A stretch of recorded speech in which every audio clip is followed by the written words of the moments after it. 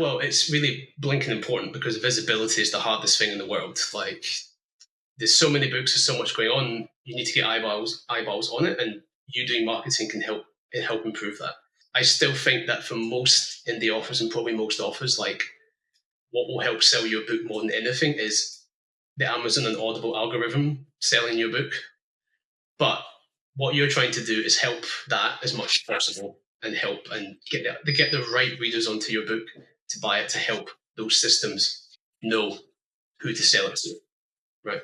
So a lot of that is about making sure you have a sense of your audience, who you think is the right fit for your book initially, and trying to get as many of those people to buy it as quickly as possible when it launches, to help train the retailers who to sell it to. Because you're not going to be able to sell to hundreds of thousands of people on your own, no matter how good you are, no matter how wide you can spread, because our social media or our mailing list can only go so far. But you want to try and get the right people towards the book to help train all those other retailers how to sell it for you. It's all trying to feed that stuff so that it works for you rather than working against you. I mean, you're trying to push a boulder uphill. It's way harder than letting it roll down the hill, right? So I completely agree. Also, I think, everything we do feeds that. So whether it's, pushing on social media, whether it's doing it on your newsletter, whether it's doing it through advertising, it's all trying to go through the same space. And so it's vital because the retailers will sell it. You just, again, you got to get them to actually sell it. So it's a beast though. It is a beast. It's imperative. If you want people to read your book, you need to be doing marketing and advertising. And I think you need to be doing both. I think when we've tested doing just one or the other, like, it's never as good as both combined. It's true. And I like what you guys were saying about how you need to make sure that you're targeting the audience that's going to care. Because it's not just about, I need as many eyes, period, on my book as possible. It's, I want the eyes on my book who are going to be people who actually care about the book, who are going to become fans. You're building a fan base. You're not selling books.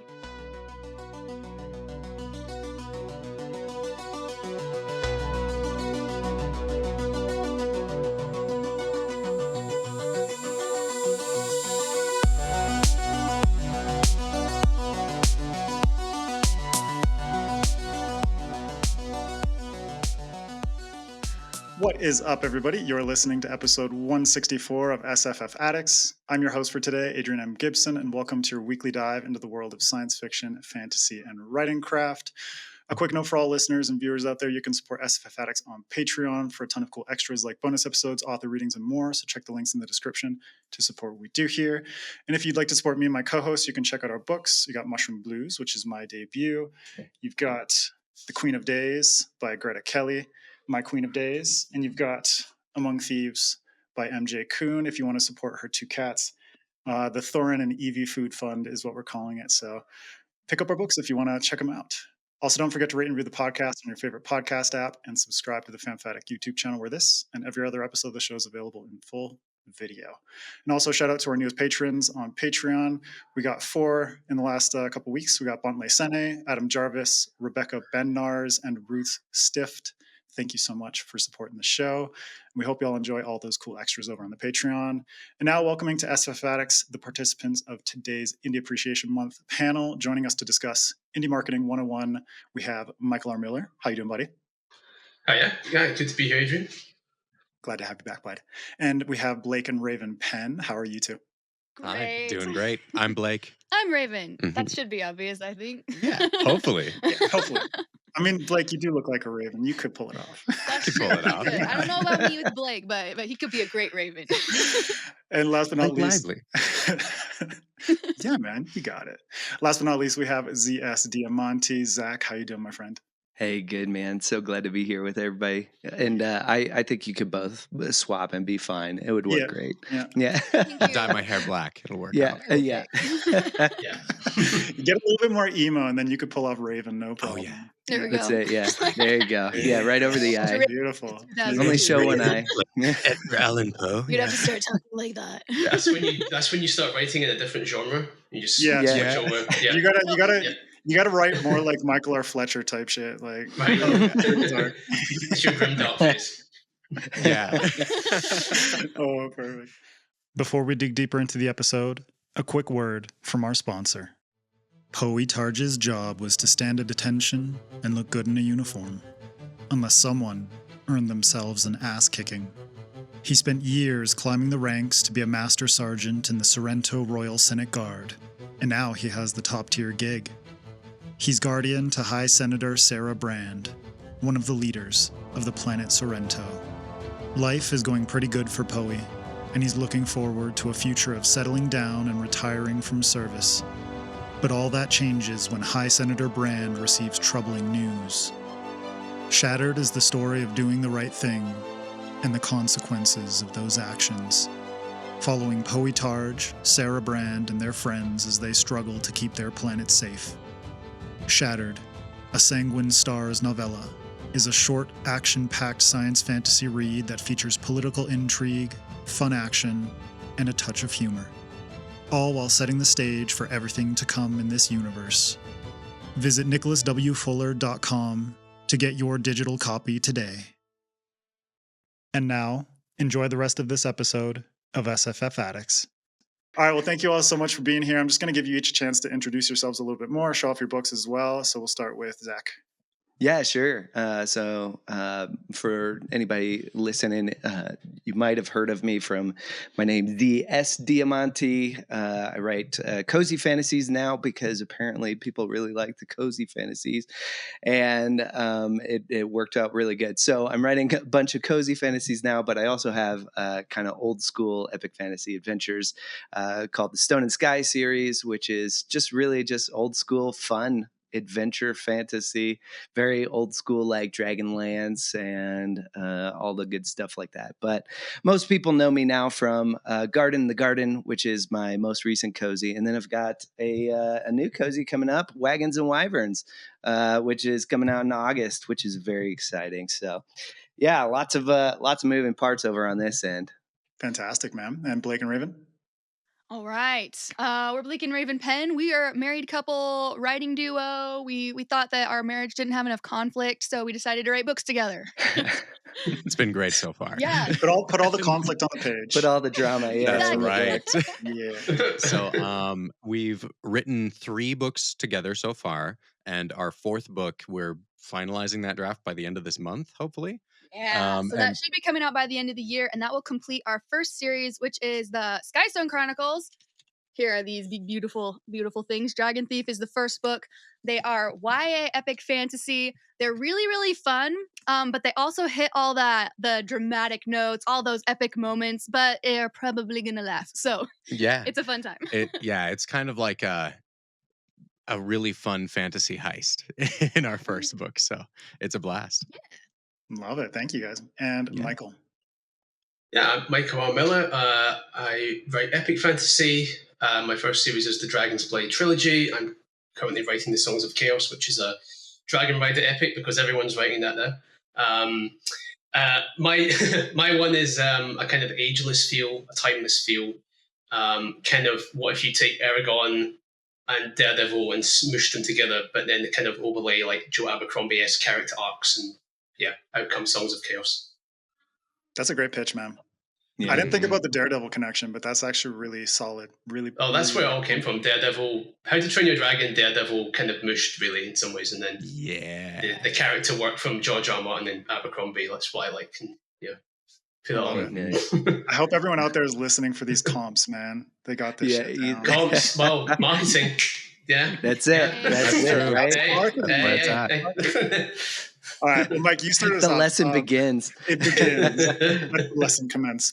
Mike, when it comes to self-published books, I want to get all your thoughts on this. Just sort of like what you believe the role of marketing is and how important it is just being a self-published author and publishing self-published books. Well, it's really blinking important because visibility is the hardest thing in the world. Like, there's so many books, there's so much going on. You need to get eyeballs on it, and you doing marketing can help improve that. I think it's worth saying from the outset that so there's 2 things. There's sort of free marketing and paid marketing. I know we're going to talk about paid marketing a little bit later, which we'll talk for about the sake of this. Yeah, for the sake of discussion, we can split that between like marketing is free and advertising is paid. Might be an easy way to think about it.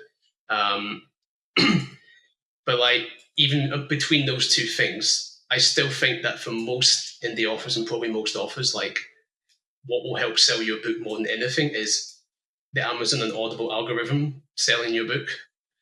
But what you're trying to do is help that as much as possible, and help and get the right readers onto your book to buy it, to help those systems know who to sell it to, right? So a lot of that is about making sure you have a sense of your audience, who you think is the right fit for your book initially, and trying to get as many of those people to buy it as quickly as possible when it launches, to help train the retailers who to sell it to. Because you're not going to be able to sell to hundreds of thousands of people on your own, no matter how good you are, no matter how wide you can spread, because our social media, our mailing list can only go so far. But you want to try and get the right people towards the book to help train all those other retailers how to sell it for you.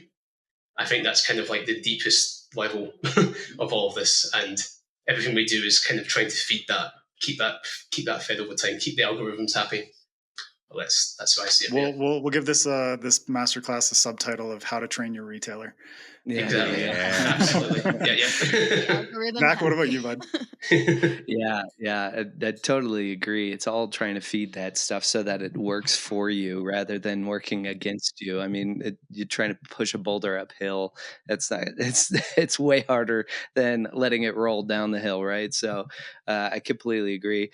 Also, I think, everything we do feeds that. So whether it's, pushing on social media, whether it's doing it on your newsletter, whether it's doing it through advertising, it's all trying to go through the same space. And so it's vital, because the retailers will sell it. You just, again, you got to get them to actually sell it. So it's a beast, though. It is a beast. It is a beast, which is why I wanted to do this panel. And Yeah. hopefully, like, people out there listening, like, when they finish this off, like, they come away from it with a lot of helpful tips and applicable advice and whatnot. Blake Raven, I'll get your take on what you feel the role of marketing and advertising in self-published marketplace. Yeah. I'd say the role of marketing and advertising as an author, it's crazy, because it's like, you just wrote 100,000 words. Surely you can write like 30 to get someone to pick up the book, right? But it's Good luck such a condensing different that skill down. set. Yeah. Yeah. But it's imperative. If you want people to read your book, you need to be doing marketing and advertising. And I think you need to be doing both. I think when we've tested doing just one or the other, like, it's never as good as both combined. It's true. And I like what you guys were saying about how you need to make sure that you're targeting the audience that's going to care, because it's not just about, I need as many eyes period on my book as possible. It's, I want the eyes on my book who are going to be people who actually care about the book, who are going to become fans. You're building a fan base. You're not selling books, Mm-hmm. That's super important, because it's like we'll talk about like targeting later on. I know the word targeting is kind of, it sounds a bit malicious, but in the case of marketplace and economics, it is very useful. Well, Blake Raven, I want to hear your approach as well, just to, since you started, like, you're already on book 3, but how has your process evolved when it comes to marketing these books? I see your posts on social media all the time about, like, we've experimented with this, we've experimented with that, here are the results, and that kind of thing. So do you want to talk about that a bit? Sure. So for starters, find a good comp title by somebody who is doing everything right. So we found Michael R. Miller. Meets. Very true.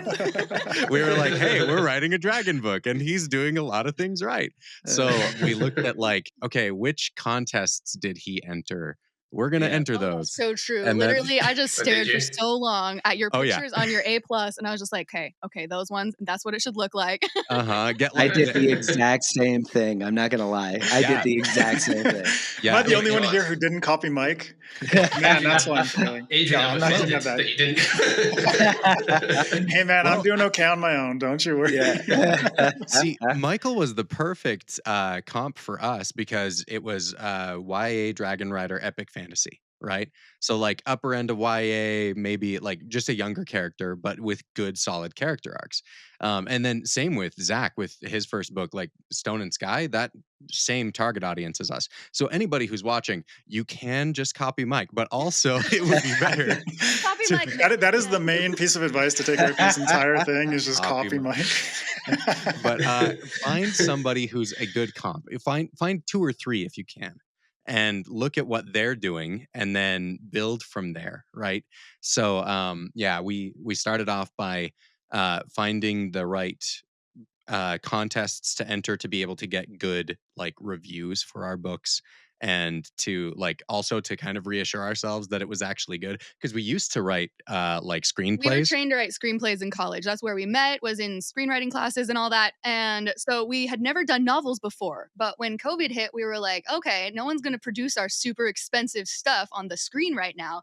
Let's start working on those books we've always wanted to write. And so for us, submitting to those contests right off the bat was kind of the validation of, is this product something that we can 100% get behind and Yeah. really push? And so when we started winning some of the awards, we're like, okay, we can confidently go in, let's do this, let's sell this book because we have a good product. So Yeah. It is really hard, I will say, like on the screenplay front, like to get validation as a screenwriter, it's like good luck. Yeah. Just Right, good yeah. luck. Absolutely. And so I would actually say, as part of the marketing discussion, I think it's super important to test your cover. So this is something that I don't know if people do enough. But we had the benefit of Raven being an awesome illustrator. So she actually did our covers. I designed 5 different covers and we pitched them to literally everybody we knew. We're like, which one would get you to pick up the book? And finally, we had a group of like 7-year-olds that I was teaching in church at the time. Because And they we- can't lie. They can't lie. We showed them all the covers and they were all like meh to most of them. But then we showed them the one that eventually became this one. And they all were like, yeah, do that one. And we're like, okay, this is the confirmation we need. The most honest audience you could ever hope for. Yeah, Yes. Exactly. Church going 7-year-olds, they're not gonna Exactly. They have nothing to lose. And so yeah, we over time we've added in more stuff, right? Like we started off with a little bit of a marketing budget, primarily focused towards promotional email lists and like $1 a day towards Amazon.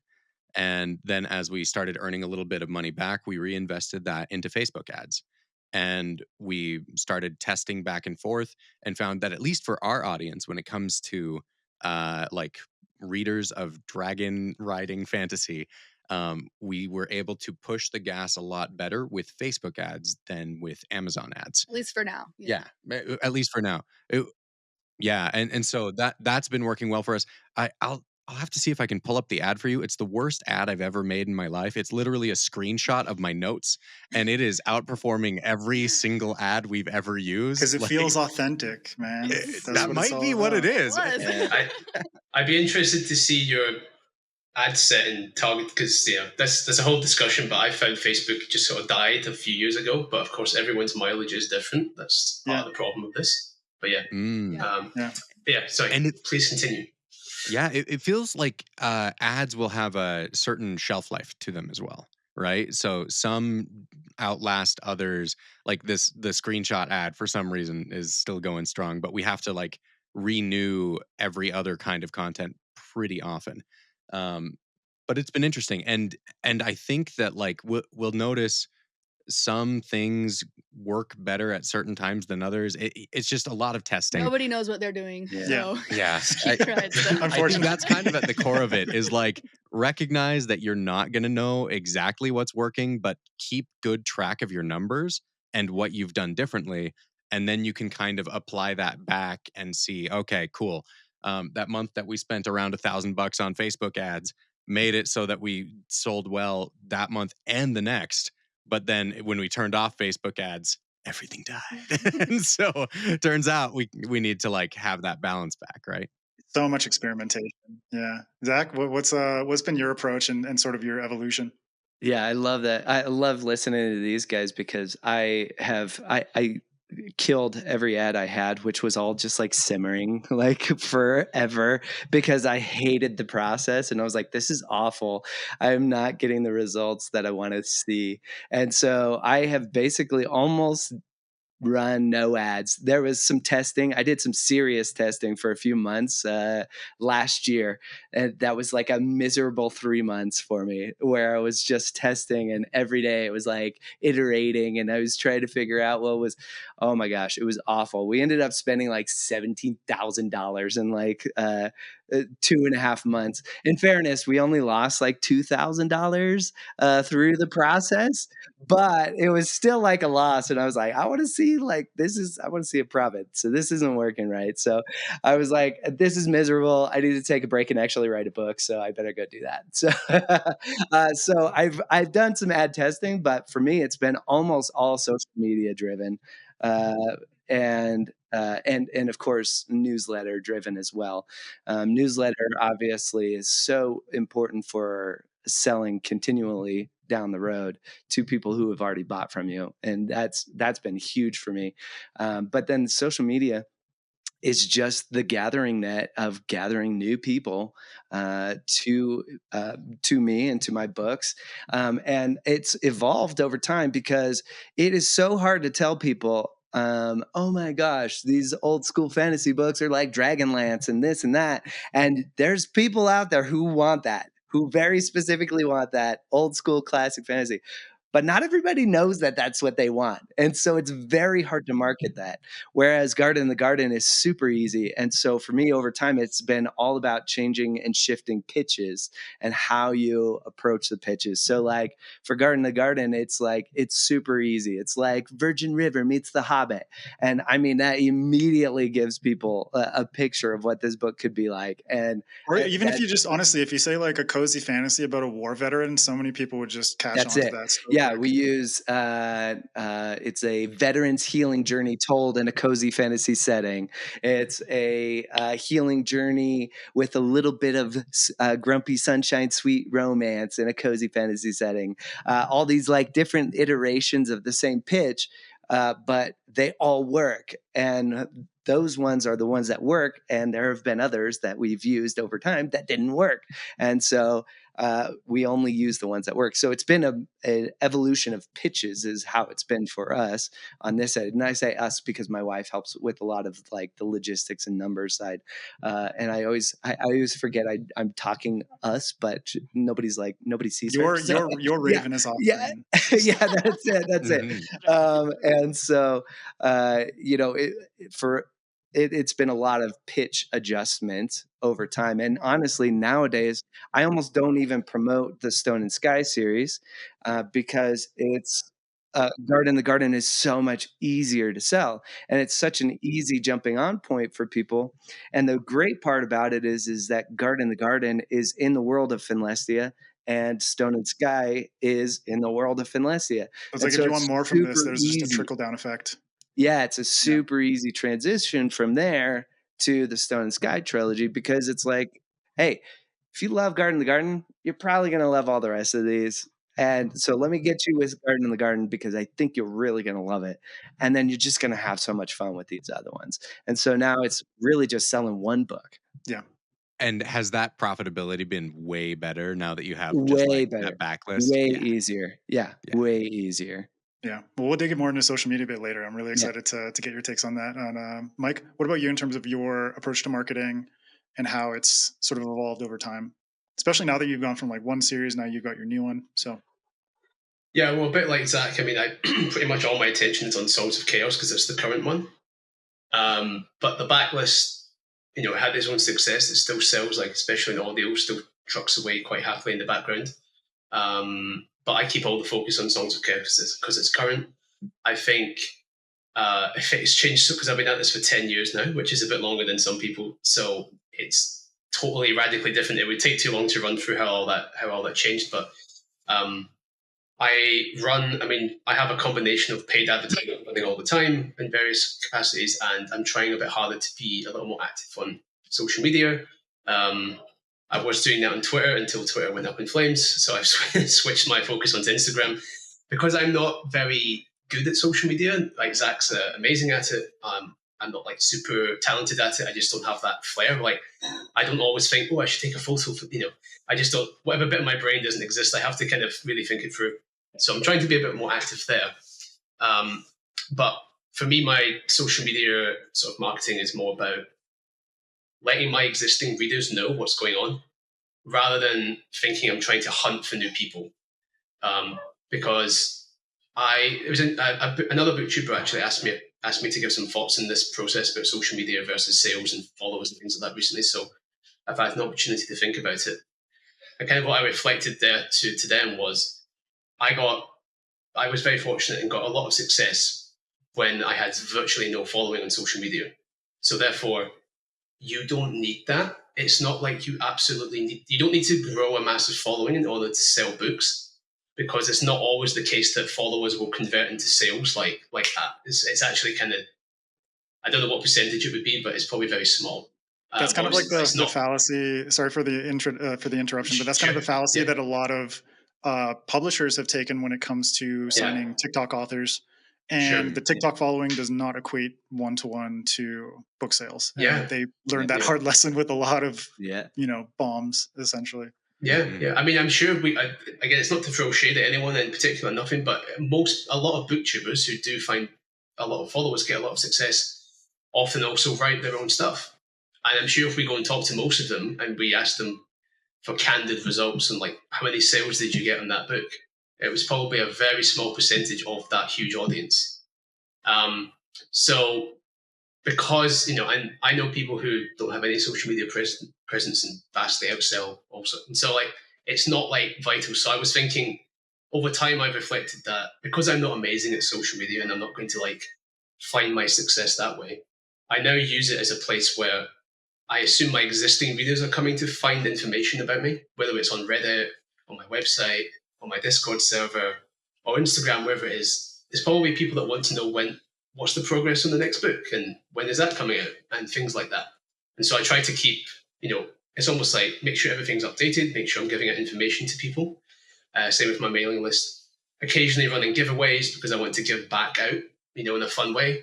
And then also just having a place where I can socialize and interact with you guys, like other authors and people in the space, and sort of feel those connections and then turn up to conventions and know who people are and things like that. I don't go onto social media with the aim that I'm there to get customers. Because I think, for me at least, if I was doing that and my dashboard doesn't change day to day, I would go out of my mind. I treat it more as a place to just hang out, give information, let people know what's happening with me and my work.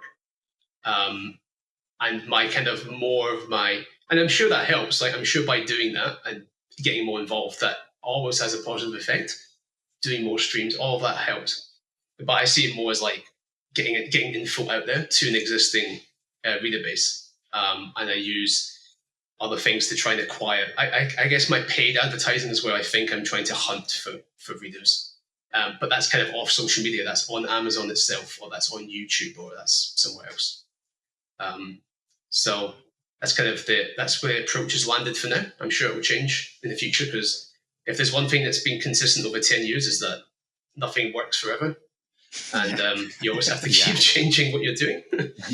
Yeah, absolutely. Very true. Yeah. And I think, like you touched on something in the sense that like, you've been doing this for 10 years and marketing is something that evolves over time, where it's like when you're a debut author versus someone who's published X number of books and has been publishing for X number of years, then that relationship can kind of shift, where it's like you're not necessarily searching for new readers. You've already got an established readership and you can cater more specifically to them in certain avenues. You can, hunt with paid advertising, whatever else you feel is necessary. But you also touched on something that I think is really interesting in terms of when you're talking about like, social media content creators, booktubers and whatnot.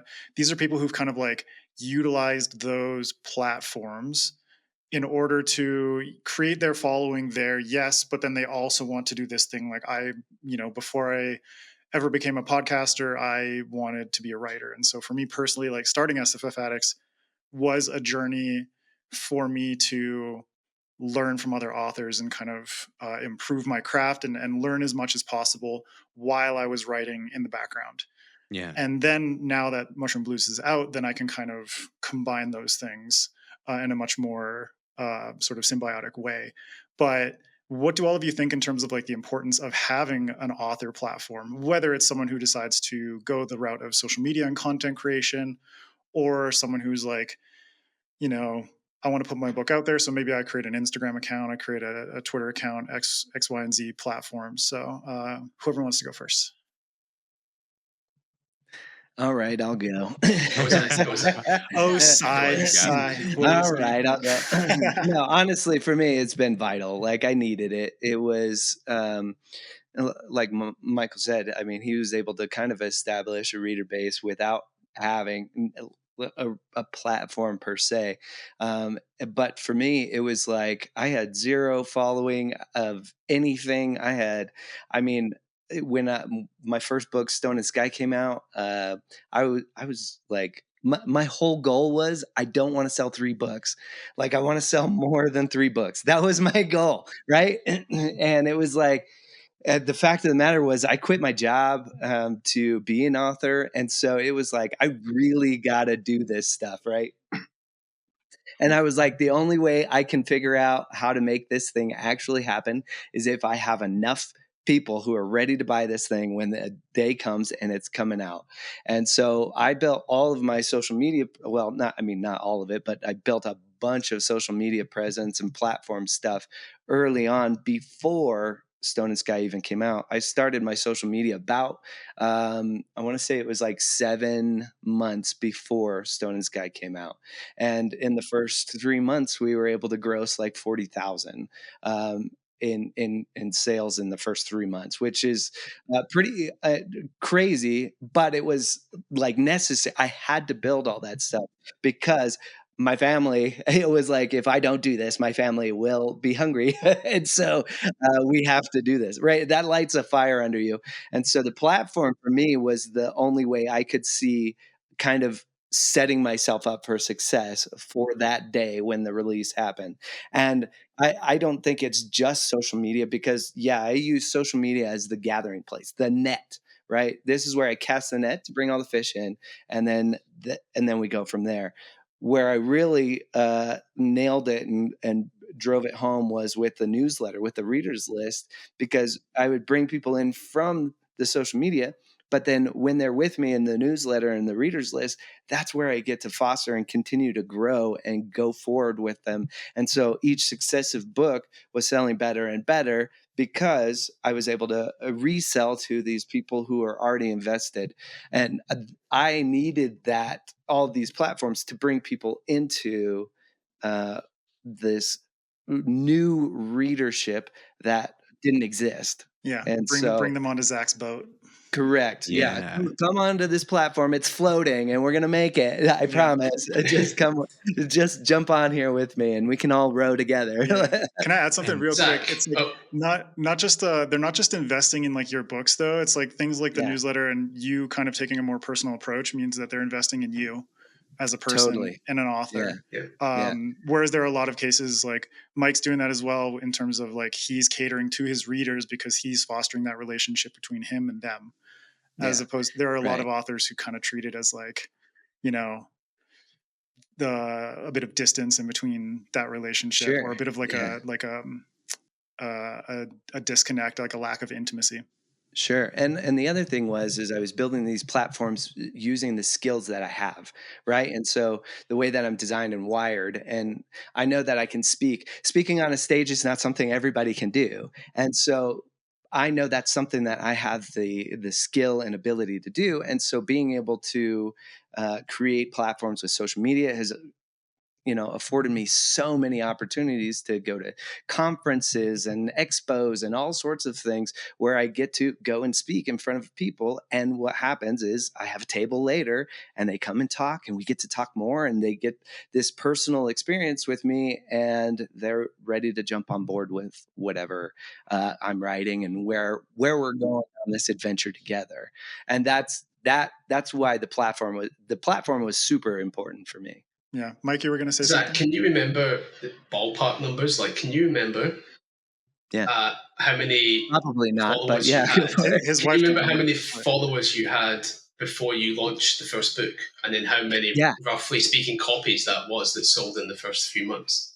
Just Yeah. roughly. So when the book launched, I want to say we were at like 24,000 followers on TikTok. And back then, that TikTok was like the main platform for me at that point. At this point, it's kind of shifted. Most of the time, Instagram is better for me at this point. A large majority of the time, Instagram performs better for me than TikTok does at this point. Occasionally, videos will do better on TikTok, but that's just a whole different thing. That's algorithms and all sorts of fun stuff.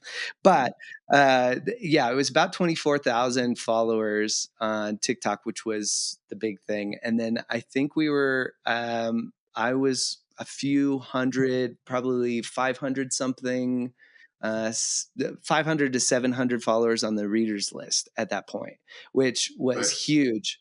Before you even brought something out, they were on the mailing list. That's pretty impressive. Yeah, correct. Mm-hmm. Right. That's correct. great. So that was the big thing, is trying to bring them all in before I even had something out. And so what I did was I had an amazing reader magnet. It was 7 free stories about characters that you're going to meet in this new book that's coming up.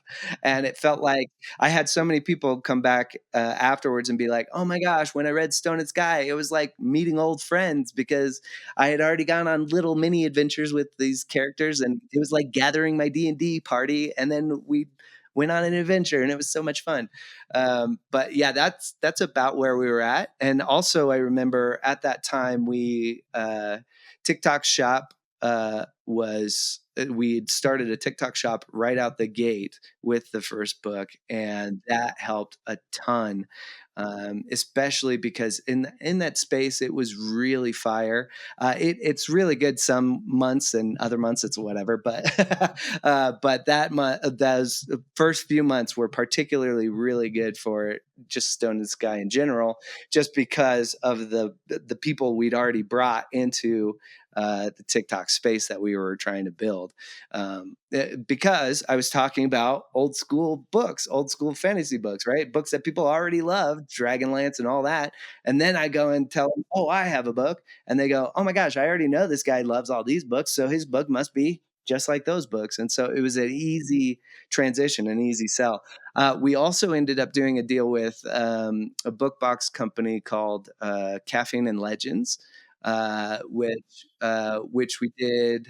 I'm trying to remember. It was like 800 books in like November. So it was like the book released August 30th, 29th, August 29th, whatever it was. And then in November, that November, like a month and a half, 2 months later, we did 800 books with Caffeine and Legends, which was also huge. So the thing was, it was not without investment, guys. We were at family math. It was like we had $32 in our bank account, and we had our family credit card maxes out at 5,000 because that's what we're comfortable with. But we were at like negative 5,000 on the credit card. Was that investment in terms of boosting the social media posts themselves, or on other things? No. So all that investment was website and setting up all the system and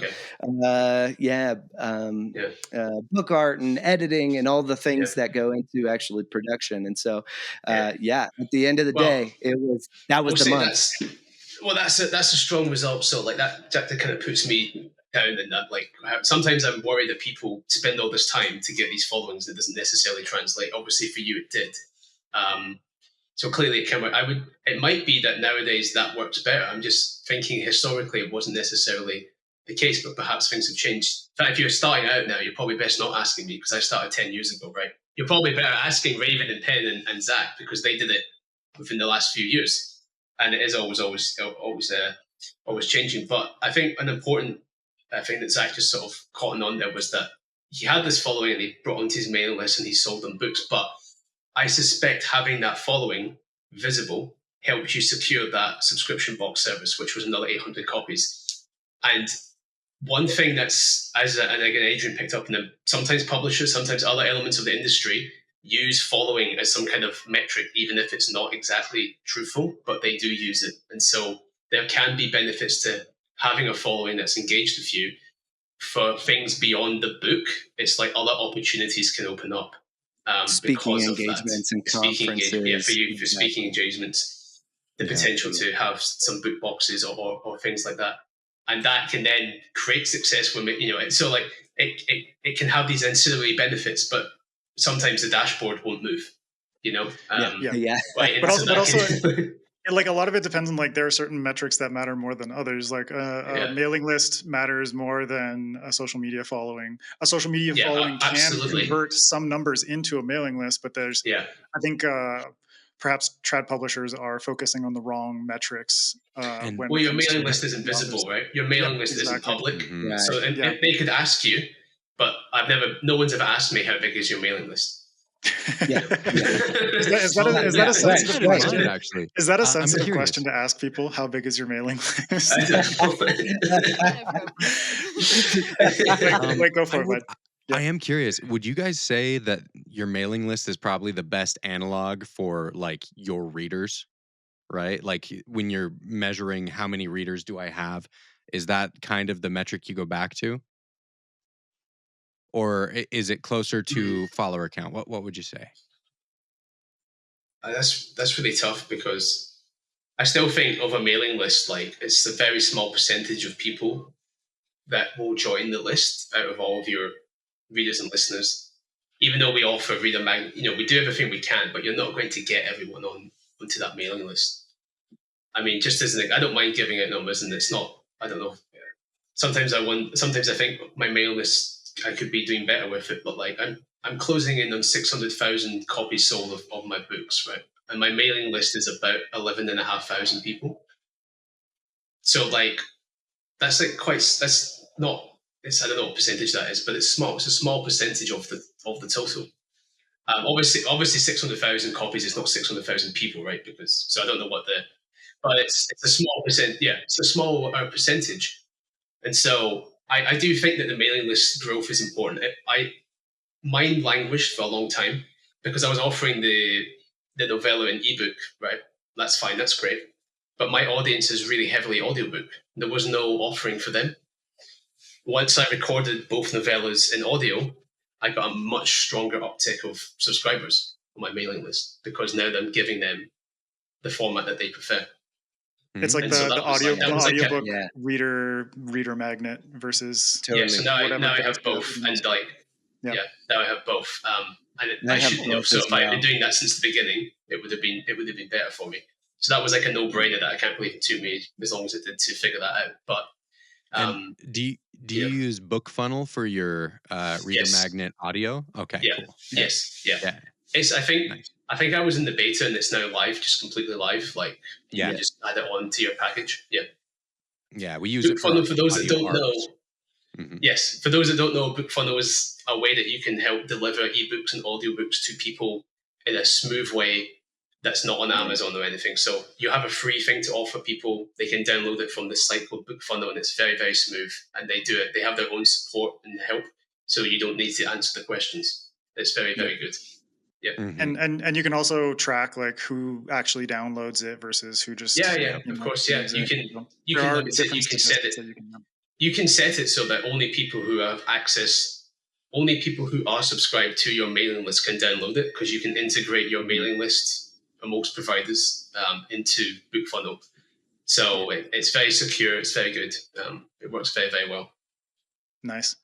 All right, Blake Raven, I want to get your takes on, so this is something that when I approached Mushroom Blues, it's like, as a debut author, I was thinking a lot about how to tackle marketing and advertising and that kind of stuff in like a pre-launch mindset versus like a launch mindset versus a post-launch mindset. I think this is something that is maybe authors out there aren't necessarily thinking about, is like the different stages of marketing in relation to a book's release.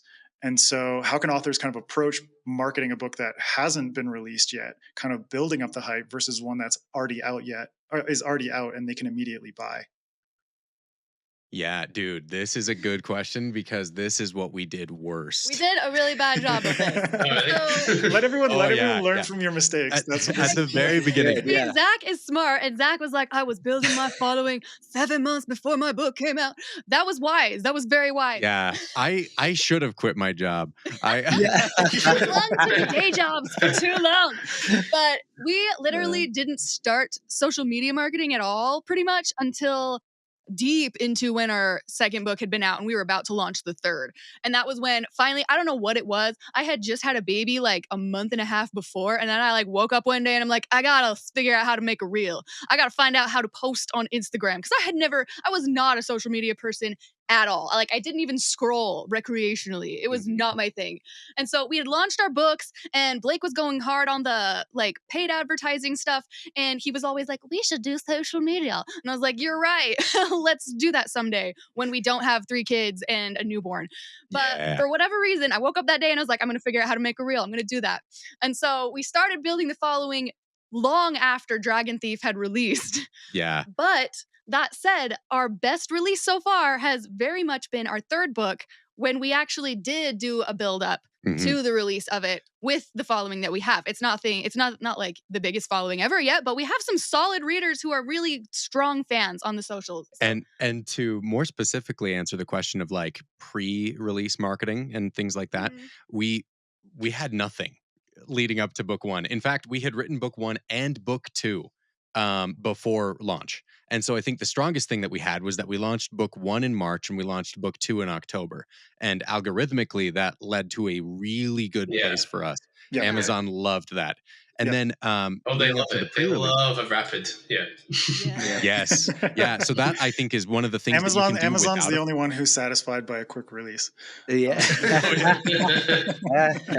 Yes, it is. It's hard on you to get it out there. Yeah. But we did a much better pre-release because as Raven was getting our social media up and running in a much better way, we did some interesting stuff where we were able to do a contest with our audience where we had them vote on the image that would be in the dragon silhouette. Yeah, so we put out 3 different options and we said, okay, guys, vote on which one. And that got a lot of people invested because the question we asked was, which one of these images would get you to pick up the book? And then a lot of people did because they're like, oh, I saw that. I'm invested in that. And so the book 3 release, we had our best months ever right as book 3 released. It was amazing. And we were able to put this together in a way that we had an aspect of the cover that they had seen already, but then we could still do a full cover reveal because they hadn't seen it in the dragon yet. So and driving excitement with a cover reveal is a great way to get people like hyped that, oh, this is coming. Like Michael was saying, keep them in the know of what's going on with your books, because there's a lot of people out there who do care and who want to know. They just don't know where to look or find it. And so as you let them know, you'll start building more excitement. And then during the launch, I would say that's when we really followed the advice of Ryan Cahill and Travis Baldry. Both of those guys have really good guides on what to do for marketing your books. And I would say maybe the most important thing we took away from that, especially for book 1, this is less important on sequels, but it's running an email list promotion at like a 99-cent discount, and trying to get all of those together all at once. And during the release week, and the best ones were Bargain Booksy, at least for us, Bargain Booksy, Robin Reads, and Free Booksy, or Fussy Librarian. That's the one. And we've tried a couple of others. They weren't as good for our specific audience, but anyone who's launching their own book, try researching which of those email lists, which promo lists are best for your audiences, because that got us into like the #1 bestseller category. You get those categories Amazon that we needed right off the bat those weeks, and then it helps. Yeah, and that made a really big difference for us getting things up and off the ground. This was for book 1? Yeah, this was for book 1 initially. Okay. And it wasn't amazing. Like we made. It was amazing to us at the time. Okay, it was. That's true. It was far better than we deserved. We were psyched. We were so psyched. We really were. No, it's all about exceeding your expectations. You know? Yeah, exactly. Yes. And it was good. It was really, really good. We were able to get it up and off the ground in a way that like we were able to get really good reviews in. We were able to start building our audience and get people excited enough to see our stuff that like we started getting to the point that at conventions like at Dragonsteel or at Storycon, we had people specifically come to see us. And we were like, that was the most heart-pounding moment of my life. You came from me and my book. That was wonderful. So it was crazy to see. We're like, whoa, there are people who care about these books. They care about our imaginary friends. This is great. Yeah. Gosh, I remember being at StoryCon and having a adorable little family coming over and talking to me. And the little girl was just like in love with your books, knew all the characters. And of course, I was listening to it at the time. So I was like, I could have an actual conversation with her, which was so fun.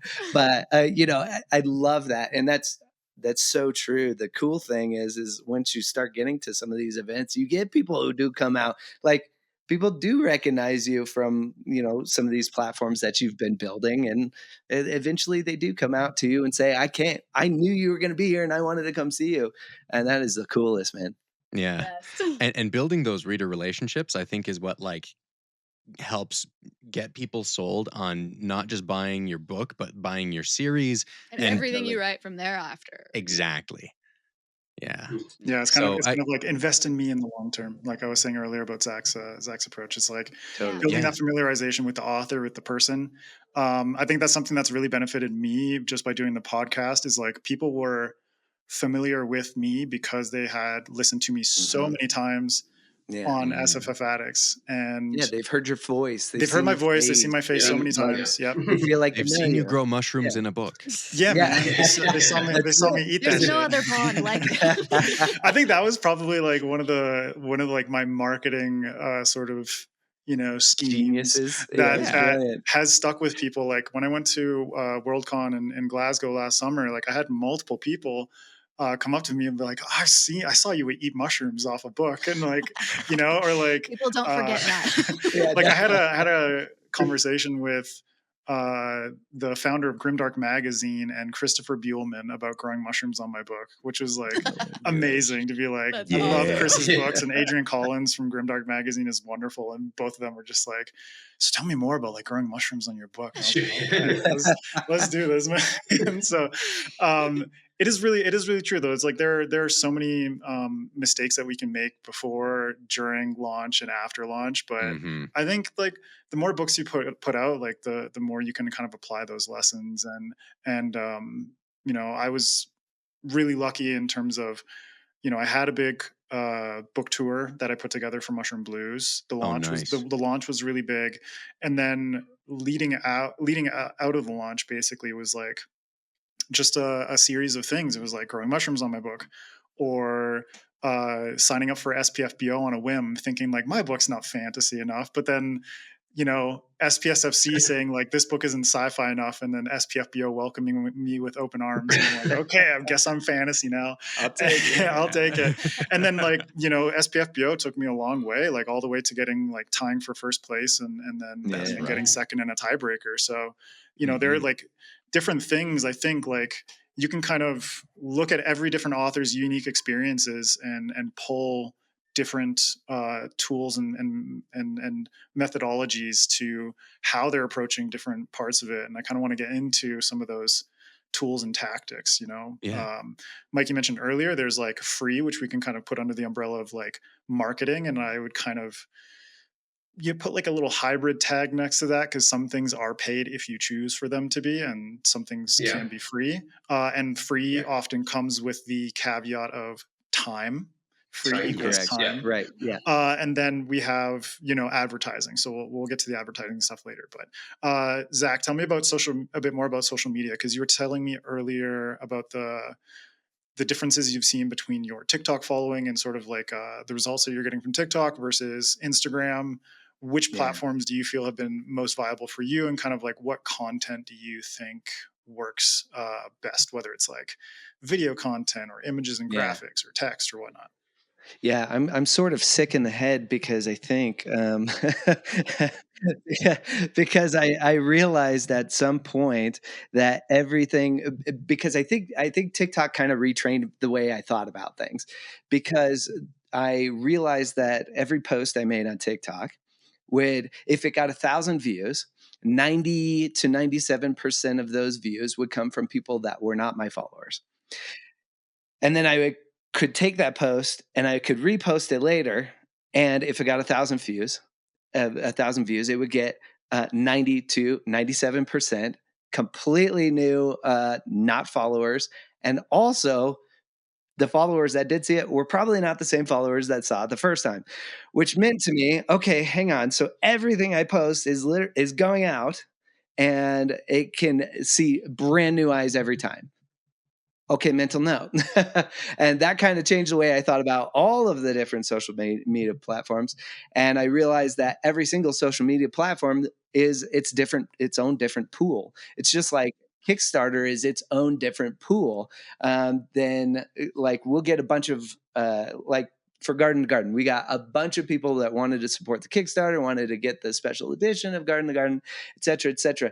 But then we also had equal amounts of people pre-ordering the books from us on the website, specifically directly from us on the website. So it's all different pools of people, because what I learned is that people, social media people, and I was kind of like Raven, where I didn't actually use social media before I started social media specifically for the book business. And so what I learned is that everybody who uses social media has a specific social media that they like to use best, and that's the one that they're going to use more often than not. Is there some crossover on the social media platforms where I've got somebody who follows me on like every single one? Sure, of course. But the fact of the matter is that each one is pretty much different pools, because people like the one they like to use.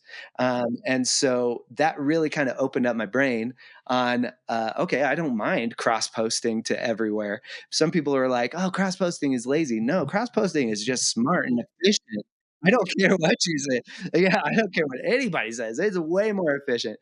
So every video that I make that's short, it goes on TikTok, it goes on Instagram, and it goes on YouTube.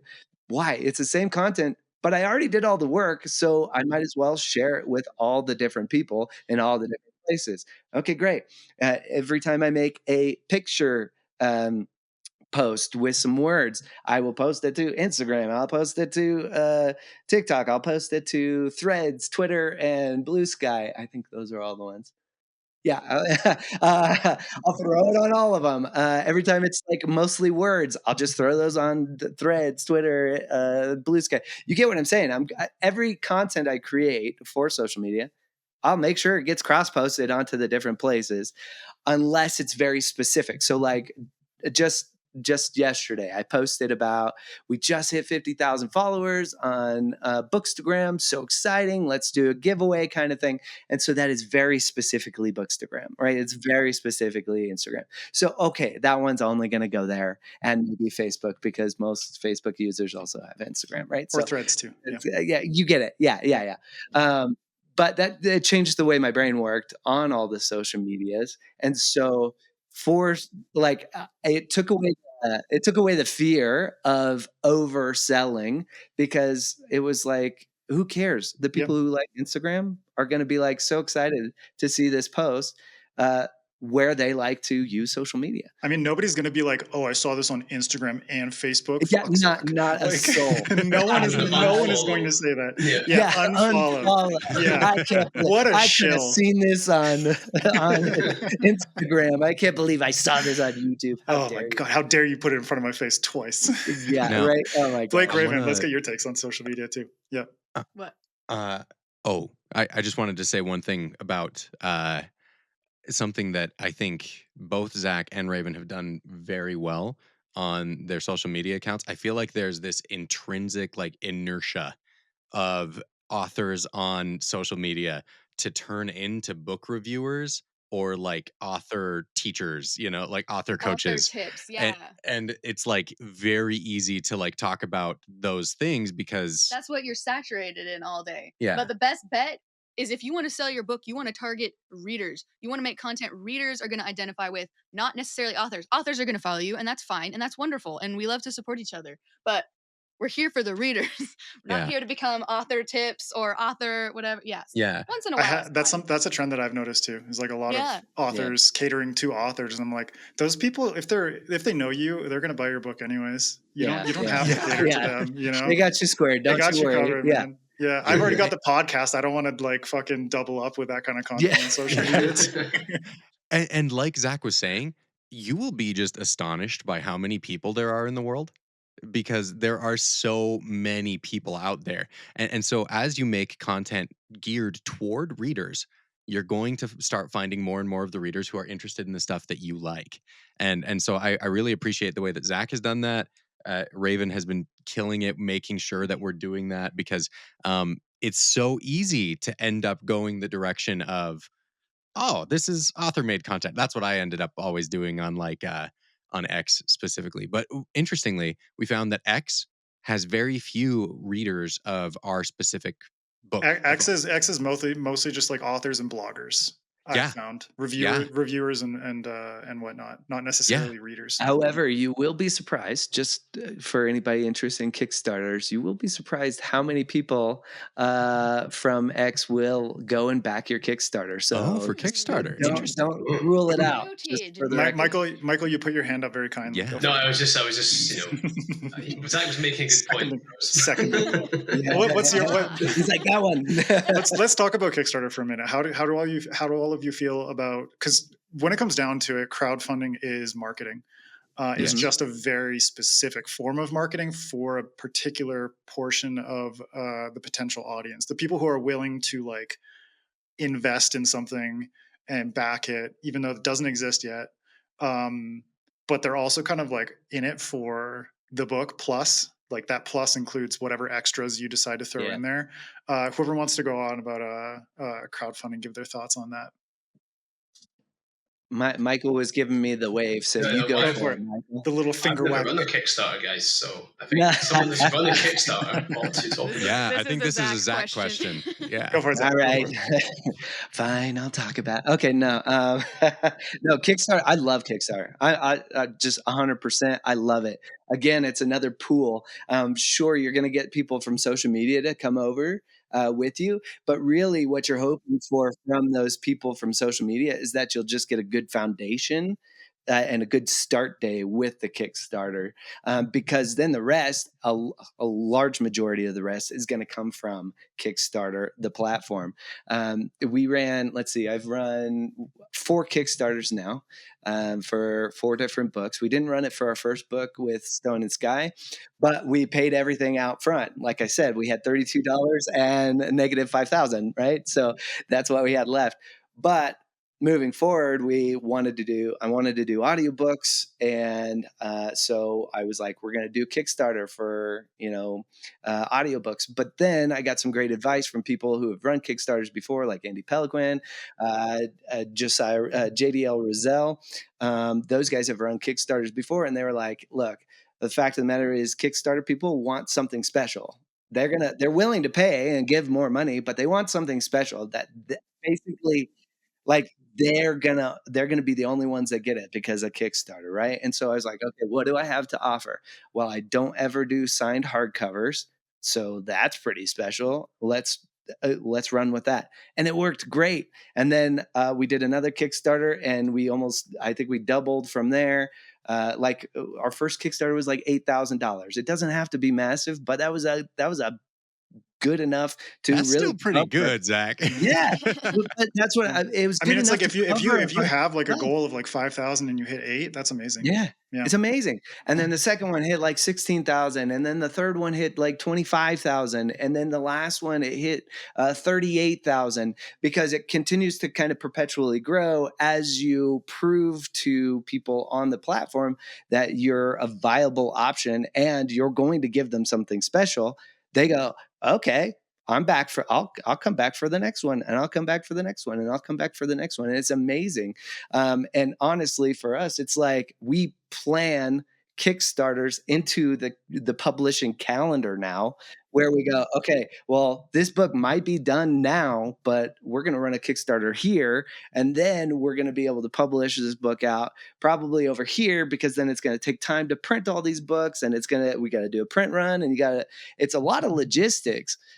But the fact of the matter is if day one comes, okay, I've been there where we've had $0, like no money, and we were like, oh God, please let us sell some books, okay? And it was horrible. And checking that and refreshing that KDP dashboard 400 times every day for the first several days was an awful feeling. And so, to be honest, for me, what Kickstarters do is it puts me on the black. We're already in the black. We're not in the red anymore on day one when the book is released officially. And that, to me, is the peace of mind that I get from that, knowing that this book, investment wise, has already been covered. I don't have to worry about it, which means every book sale off on top of that is just icing on the cake and moving us forward for the next book and the next project, because it's a career thing, right? It's not I'm not a one guy and done. And if somebody wants to write a book and publish one book, that's totally, go do it. That's a different dream, though, and that's a different goal than being a career author for the rest of your life, right? And the way you talk about Kickstarter, it's like it is very much its own ecosystem in the way that TikTok people are TikTok people, Instagram people are Instagram people, Kickstarter people are Kickstarter people. And if you can show that ebook people are ebook people, audiobook people are audiobook people, print people are print people. Exactly right. Everyone has their preferences. Nary do they ever cross over ever. Sometimes. With maybe one exception. This has been an interesting thing. Michael, I wonder if you've noticed this. We I think part of the reason that our books did well in the beginning was because we launched with an audiobook, and we actually had people who bought our book as a trophy after listening to it. Yes. When it was something they liked well enough out of audio. They'll go buy the hardcover. Yeah, sure. On their shelf and never open it. But I think that might be the only crossover. Yeah, I think print for some people is a trophy, especially like a hardback or a special edition or something. That's a slightly separate beast. But I just feel like, and this could be a gut feeling. I feel like people who are very into book spaces, online, social media, YouTube, whatever it may be, are slightly more inclined to pick up a print book in general.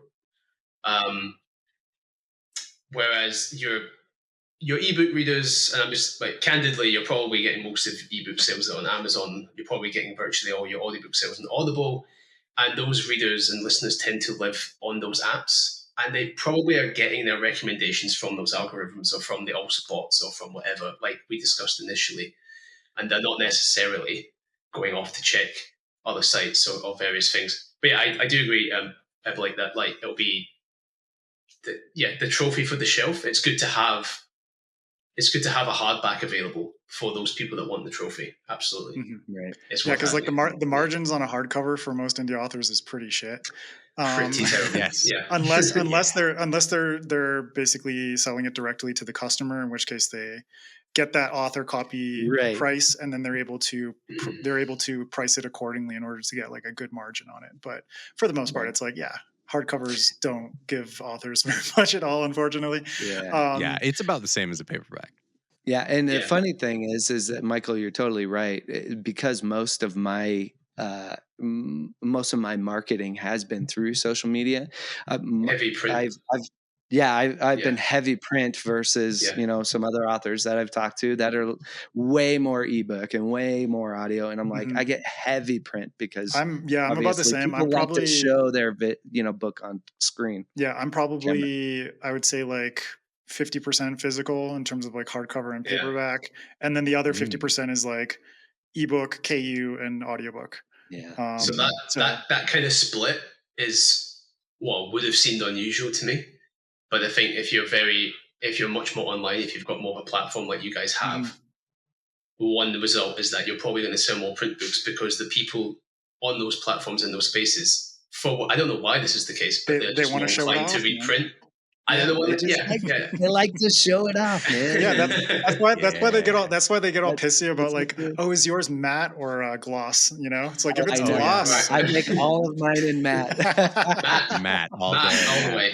all day. Matt, all the way, just day. like personal preference, regardless. Mike, I want to get your take. We're gonna get into, because this is something we've been touching on quite a bit, which is just like networking and word of mouth. But also, I would put reviews and arcs in there, because reviews and arcs are a form of getting the word out there, and then reviewers and bloggers actually do quite a lot in terms of introducing your book to new readers. So, what are your thoughts on marketing through networking, through word of mouth, through reviews and arcs and that kind of thing? I think I'm still in the process of seeing if that snowball effect will pick up or not. I think I'm still in the middle of that, so it's kind of hard to say. I think,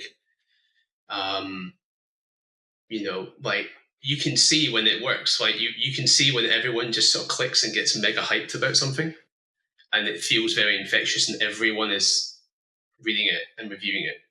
Every single person. we see those books, we see those series, and that obviously must be a very powerful effect. That hasn't happened with songs. I don't know if it will, because it seems to be a little bit. Oh, you guys don't have Marmite. It's slightly polarizing. I know what Marmite is. Don't worry. Okay, yeah, it's a slight polarizing thing in the UK. Some people really love it, and some people are just like whatever.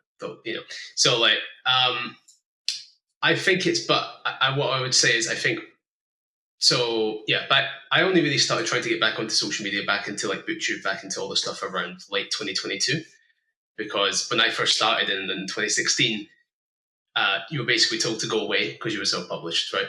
Like that was just the way it was. It was harsher. People just didn't care, and they didn't accept your book, and they just didn't. There was no getting anywhere. I don't know when it flipped, but the flip moment kind of passed me by because I was just ignoring these spaces. Having been burned so badly in my initial outings. Once you've sent out 200 books to people that say they want it and then they just disappear, or the people who are like, oh yeah, I'll take book 1, and then they don't do anything with it. Oh, I'll take book 2. Oh, yeah. And it's like, sure. Come on now. But that always happens. I'll take book 3 too. Yeah, that happens. I mean, again, when we talk about you've got your total readers, how many people join your mailing list is little. I mean, I must have sent out, I don't know how many copies of Ascend we've sent out to booktubers or bookstagram people, any kind of influencer in the space at all. I mean, hundreds and hundreds and hundreds. And the amount of people that, first of all, even show it off at all is a chunk down. And then the people that actually read it is another chunk down. And then generally, even if people really enjoy it, they for some reason don't move on to the sequel, even though we sent them all the books. And so it becomes this really slow, this really narrow funnel down. And it's always going to be a numbers game to some extent. Unless suddenly the hype just goes crazy and everyone reads it. But I'll be interested to see what happens with this upcoming 4th book, because, like I say, I only really got involved in it a bit more in like 22. By that point, I already had 2 books out, and book 3, I didn't have a release date yet. And by the time book 3 came along, I'd only just really started to gain a little bit of traction in terms of people taking the copies and picking it up and stuff like this. So book 3 came out, it was sort of too late to kind of catch that. So I'll be interested to see if, having built things up a bit more, having spent more time and having made more friendships and connections and just been out there more for a few years now, whether that has an impact with book 4. But I suspect what's happened is it'll move me more print sales, like we've talked about, because in that time my print sales have grown very quickly relative to what they were before. Like as an example, like on print revenue in 2022 was like £3,000, right? Very small. 2023 it was like £25,000, and in 2024 last year it was like £90,000. So there's a very big jump. Now, that's partly doing a bit more work with broken binding. That's sort of separate. But I think if there has been an improvement in that, it might be because I'm a bit more engaged and my face is more out there in those spaces where people want print books. That could be part of that. So it'll be interesting to see how this launch goes, to see, if it seems like it's on a different level compared to previous ones. So I can't really give you a firm answer. I think I'm still in the midst of that. We'll check back with you and yeah. But I think it's a nebulous thing because you can't track it day to day. You just have to make the assumption that everything you do will have some benefit, and as long as you're having fun. Like, I love talking shops. I love coming to do stuff like this anyway. It's not like I'm here hoping to get sales, to be honest. I'm just here because I like to talk shop. Go buy Michael's books. It's like I go to conventions. Go buy Mushroom Books. I don't go to conventions with the aim of selling books. I go to hang out, to meet other authors, to meet friends, to maybe meet some readers if they bump into me, and just enjoy my time there. Because I think if you go into any of this with the expectation of I'm going to sell this many things, you're probably going to have a bad time. That's it. I agree. It's going to stress you out. Blake, Raven, do you want to share your takes on networking, word of mouth, that kind of stuff, reviews, arcs? Sure. Yeah. So, like I said, on our first book, we were bad at this, and so we tried. What was it? Booksprout, I think, is what we tried, and we got 10 reviews. Yeah, it was something. It was totally something. We launched with nothing, so 10 reviews was exciting. What it was enough to get us qualified for the email lists that we wanted to use, and those email lists got us a ton more reviews. Honestly, that was the real play with the email lists. It was less about earning back the money, even though we did. We earned back everything we put into those email lists. The real thing was getting a ton of reviews out of those. And we, again, copying Michael here, we went through. Do you prefer Mike or Michael? Either or. It's fine. Either or. Okay, Either cool. So in Britain, I'm Michael, and in the US, I'm Mike for some reason. That's as a Canadian, I keep flipping between the two. Yeah, because you're indecisive as Canadians. That's the crossover between US and but we made sure to put a very, very easy way to get a review to us in the back of the book. Asking people to leave a good review, helping them understand how important that was, and then we even had a QR code. QR codes are the best. Yeah, to just get them right there. Yep. Yeah, and we so do the same thing. Can I just quickly on QR codes? It's as self-published authors, page count does not matter. So you can put an extra page, and it's for me, there's a review page with a QR code. There's also, it's here's a page for the podcast. There's a QR code that people can scan. Nice. There's a page for the book's soundtrack. There's a QR code. The book's Spotify playlist, QR code. Utilize that shit. It's so easy, and all you have to do is throw in an extra page or two at the end. Yeah. And when people get to the end of your book and they're psyched about having read it, that's the best time for them to go. That's when you want to capture them. Yeah. That's when you want to capture them, because they just ended and they had such a good time with it, hopefully. Right. And they had a great time. And now you're like, hey, let me tell you why it's so important that, reviews are so important for authors. And then boom, all of a sudden, that's been huge for us for sure. Yeah. Cause honestly, I've talked to Ryan Cahill about this, where it's people don't necessarily know how important it is for authors when it comes to rate my book, review my book on Amazon or Goodreads or whatever platform you use, how beneficial that is. And so to just leave them a really simple personal note at the back of the book with a QR code to be maybe it's to my Linktree, and then Linktree allows them to go to Goodreads or to Amazon or wherever. Just giving them that little call to action will actually go a long way, because people otherwise they don't think I finished this book and really love it, and that's it. The end. But the end. But if there's that little personal kind of request, that kind request from the author to be hey, this actually means a lot to me, it can go a long way, a lot farther than you think. People are much more and don't be afraid to, when people reach out to you by email or DM or whatever, to say, oh, hey, I loved your book. Just say, oh, that's awesome. Would you consider leaving a review? Just ask them, have your little spiel, make it quick, but politely ask if they consider it. And most people say they will. Don't know if they do, but you just always ask for that review if they've shown interest. Yeah, I have a little thing that I always say is oh man, that's amazing, because usually they want to tell you how much they love it, and they give you a whole little spiel, and you go, oh man, that is so amazing. Did you leave this in a review somewhere that I could potentially maybe share someday? And then they go, oh my god, I didn't, but I will now. And you're like, Thanks. Perfect. Oh, and I want to say that the biggest thing for us building arcs for like our next books has been our email list. We'll send out a thing where we'll have a Google form where they can fill out like, hey, do you want to be an arc reader for book 2? Do you want to be an arc reader for book 3? Right.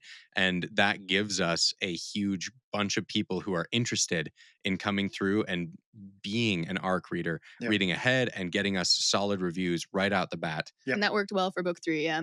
Mhm. And also, it's like you build up like a personal little retinue of dedicated arc readers, and some of them could even convert into like beta readers, and I think that really creates like a nice personal connection for a lot of these people to be like, oh shit, like I'm on the arc team for so and so and whatnot. Yeah. And like, Yeah. it's like a point of pride kind of thing. Camaraderie there. Yep, Yeah. exactly.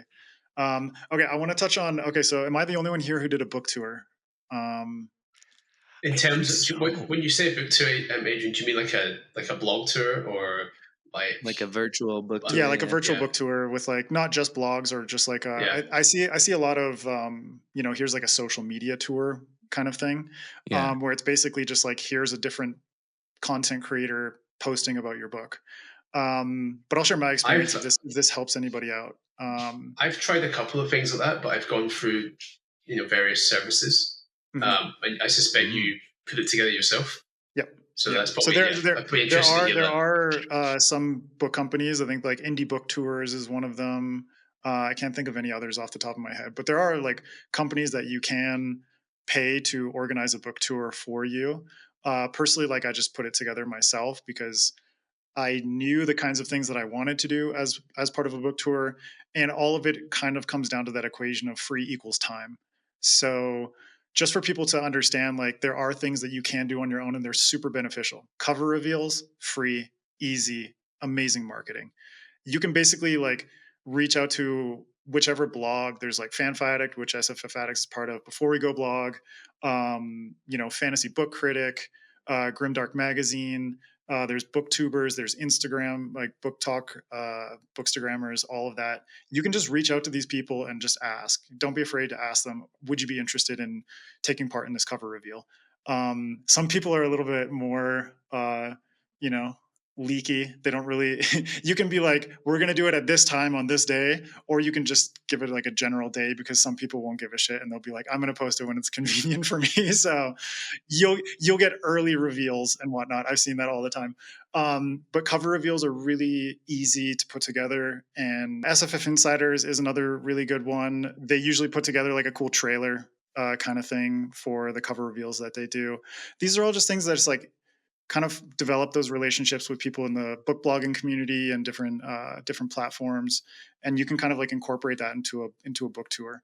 And in the case of my tour, it wasn't just like this content creator is showing off my book or something like that. It's like incorporating interviews and podcasts and panels and live streams, incorporating which are all things that are free but take time.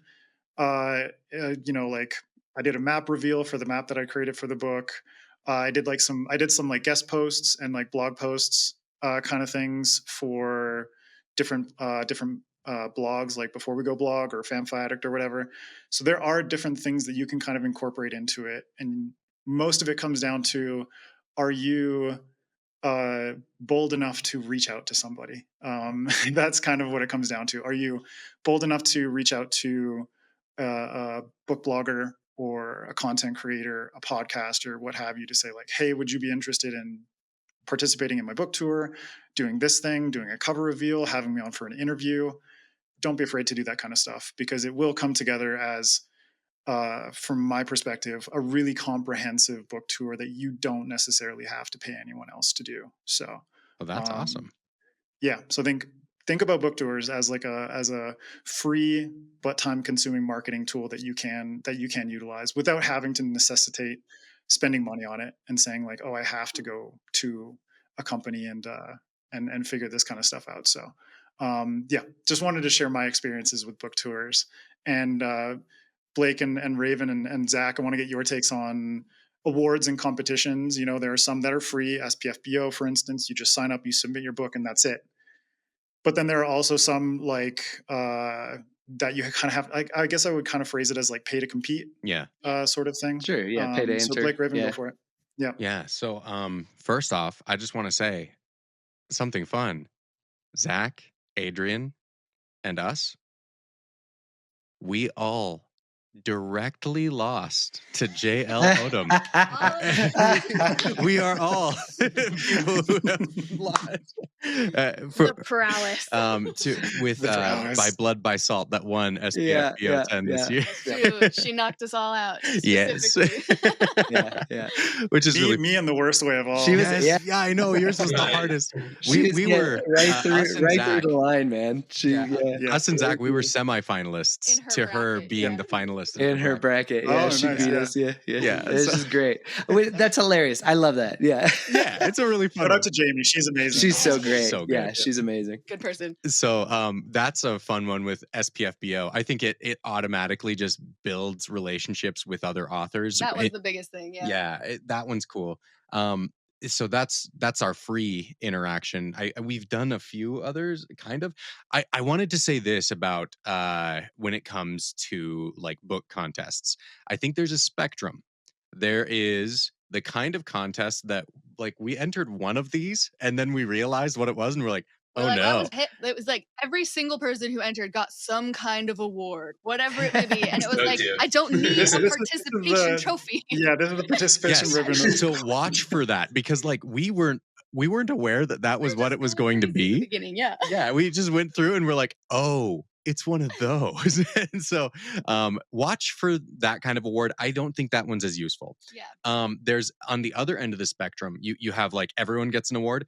On the other end of the spectrum, there was one contest that we entered that was super weird. Pay attention to who is winning the awards because we entered this contest and we were waiting for the results and we ended up getting like an email that said you were a runner-up and we're like, oh, okay. So we did our homework and looked to see who beat us, and it was the board of the people running the contest had just given themselves wow. all of the first, second, and third, and we were like, oh no, That's shady. oh, this means Yeah. nothing. Oh my gosh. It was so weird. And we looked and it had like that had also happened the year before and we're like, okay, That's their thing. Okay, that- Oh, jeez. that's what they do. So Do your homework Oh, on what dear. you're entering. Yeah, do your homework. watch for sure. those. I will say the biggest ones that I would recommend are stuff where if you're looking at the contest and they have like a single winner, and then they also do like winners by category, like with like gold, silver, bronze. That's the kind of contest that I think is worth your time because if you're confident that you can actually place well in something, that your book is really good, I think that's the kind of thing that becomes very good social proof for you. Yeah, for us, the biggest thing has been winning. We got Best Book of the Year from Indies Today 2023. And even though people may not know what Indies Today is, we got Best Book of the Year. And so it sounds amazing. So that has been really big in marketing for us. Yeah. And then they also, as part of that, gave very good editorial reviews. Yes, they had really good things to say. You could tell they read it. You could tell they cared. It was good. And then a reader's favorite was another really good one. This one we noticed off of Michael's awards again. We were like, okay, that one looks cool. We're going to submit to that. I also went to Michael's page, found all the contests he did, and went and submitted to all. Oh, nice. Actually, Zach, I went to your page and submitted to one. It's all a chain, dude. So, well, it's good that you all trust me because, you know, there could have been a bad loop going He's on. like the blind following the blind over here. Yeah. Let's go. Right. But yeah, we looked through some others. I mean, I think it was Zach Argyle. His was where we became aware of the Indies Today. Yeah. And then And then this is not necessarily like a contest, but a lot of people have asked, a lot of other authors have asked about our Kirkus review and whether that was worth it, because Kirkus costs a ton to get a Yeah, it's a review lot. from them. That was a lot of money, right? Yeah, it Yes. was a hearty sum that we paid for that thing. But that was more for us in the beginning to, like we were saying before, to know that the book is good and just to be confident in our product. And it ended up Yeah. like we didn't actually know what it was. We got a starred review, which apparently whenever we talk to librarians, they're very impressed. I love that. Normal readers yeah. don't Right. really care, but the librarians have cared. So Oh yeah, the librarians are all about Kirkus and Librarian's Journal or Yeah. whatever Yeah. it's called. Yeah. Yeah, so that's been interesting So to see. was it worth it for us for our first book? Yes, it was. But we ended up waiting for some Yeah. deal to try it on our second book to get one, and that one we haven't even used at all. It means it hasn't really been useful. So Okay, I'm glad to hear that because for me, it was very similar. So for the first book, I was very much looking at Michael's page and going, okay, what should I have on my page? and I was like, well, this is kind of brilliant because for the reality is that most readers, they'll see your little emblem that it's an award winner, and they'll go, oh, okay, so it must be halfway decent book. Yeah, it's worth and that's it's got to be halfway decent, and for the most part, they don't even care what it won. Has been my experience. But for me, there was a little bit of a validation thing that I needed to go through as well personally as an author, because here I quit my job and I only had 3 people who had read this book in the world. And I was like, oh my gosh, have I made a terrible mistake? But I trust my wife, and I trust that she was like not going to gamble, bet the farm, like bet the farm on this, unless it was halfway decent, right? And so, but for me, it was like, I need a little validation, and so if I can win something, at least something. So I kind of shotgun splattered every. I was like, I'll go for this one and this one and this one and this one, and I had no idea. I didn't expect to win. I expected maybe I can get one, whatever. And then for a year, I was just getting new emails, every couple weeks. Oh, hey, you won this. And I was like, oh, shoot, maybe I didn't need to do that. And so at a certain point, I just kind of stopped. And I was like, it's kind of like you only need to do it once kind of thing. Yeah. Right. Winning 1 or 2. Okay, great. But I was like, oops. I would say the sweet spot might be entering between 3 to 5 contests. Because if you can have 3 badges up there, I think that's going to be awesome. Killer. Sure. Right? Yeah. Hey, and Michael, were you saying something? Yeah. No, I think you guys said it all. I mean, I did it for similar reasons. It was more just why not, and it can't hurt. Yeah. But I have no idea what the impact has been. I think I worry in some ways it's been more influential in you guys than any readers. Because how far do they scroll down the page? I don't know. Do they even get that far? Right. But yeah, it's good to see. It's good to have those badges. It just adds a little something. It's intangible, but it's nice. So yeah, but I think that's a good thing. Enter maybe up to 5 max, and And if you want to do it, look at what all of us and other authors have entered, and you'll see the common ones, and that's probably the ones to go for. And if you see one that's not one of those 5, be suspicious and probably don't bother. Probably avoid it. Yeah. Do we know what would be the top ones you'd recommend to people, just so that as they're listening, they can be like, yeah, that's the right one. Let me see. I like that you said reader's favorite. That's one reader's favorite was great. They gave us the best review, honestly. Literary Titan, I would say, is a good one just for a solid review. Yeah, you get a good review off of it too, which is good. Mm-hmm. Your reader's favorite, you usually get a review as well. Indies Today, National Indie Excellence Awards, I think, is a good one too. Yeah, that's a good one. Yeah. Bookfest. What is it? Cool. The Pencraft. Pencraft Award. Ooh, we need to enter that one. That one sounds Indie Ink is a good one to enter, just because it's another free one. Oh, nice. Yeah, for sure. Yeah, Indie Ink I would recommend as well. Do that one. What else? We'll keep it in mind. Just go check out our websites, man. Yeah, I would say though, on the whole, that's quite peripheral. I think in the hierarchy of needs, that's entering competitions is pretty low down the list. Yeah. Oops. So I wouldn't worry about it, and I wouldn't worry if you don't have budget for it. And the other thing is, if it's it's a personal need for you, like it was for me, like I needed to make sure I wasn't just running in circles, then go for it. Yeah, but I agree, it's not a need. Like our Kyrgyz review, I think we would have been probably much better off putting that money towards marketing. Right? That would have been better for sending out all of the honestly, just putting it towards Facebook ads. I think we would have gotten a lot more reviews, because I think readers care a lot more about reader reviews. There's usefulness Yeah. to some editorial reviews. Like having 2 or 3 of those is Booksellers great. appreciate that more than What? booksellers appreciate that more than anyone. Exactly. Yeah. So you're kind of, I feel like some of these award sort of things are working towards a different audience. It's working towards the libraries. It's working towards the booksellers. And those are good people to keep in mind. But I think For as the an, readers, it's just the vibe. Oh, there's some awards. Cool, moving on. Yeah. as an Totally. indie, you're way more, the more important thing is just building the number of reviews you have on your book. Yeah. I would say for the readers, the only one that I've seen that actually matters is SPFBO, the self-published fantasy blog off. That's the only one that readers actually pay attention to. And because I made it to the finals and then made it to second place, like that has actually sustained a lot of visibility Dude, and Yeah. sales. That's awesome. So yeah. And even like I think because of SPFBO and it's like its presence within like the British sort of like SFF community, I think that visibility from SPFBO and like its relationship to its founder Mark Lawrence is probably one of the main reasons that I ended up getting shortlisted for a British Fantasy Award, Nice. which is like a more traditional publishing oriented award. Yeah. Nice. You know, but this year it's like me and Jamie JL Odom, like, you know, we got shortlisted for the same category, and there was one other self-published author in there as well, Ellen Bayan. Oh, nice. And so it's like 50-50 trad and self-published for the first time ever, which is amazing. Wow. Yeah. So, you know, don't discount those things, but also don't bank too much on something like SPFBO to be like, this is going to make or break my career. It's like, nah, in reality. Still gonna be about the hustle. Like Ryan Cahill. Right, exactly. For sure. He, I don't think even placed, right? I remember him that like Same with Mike. gave me a lot of comfort.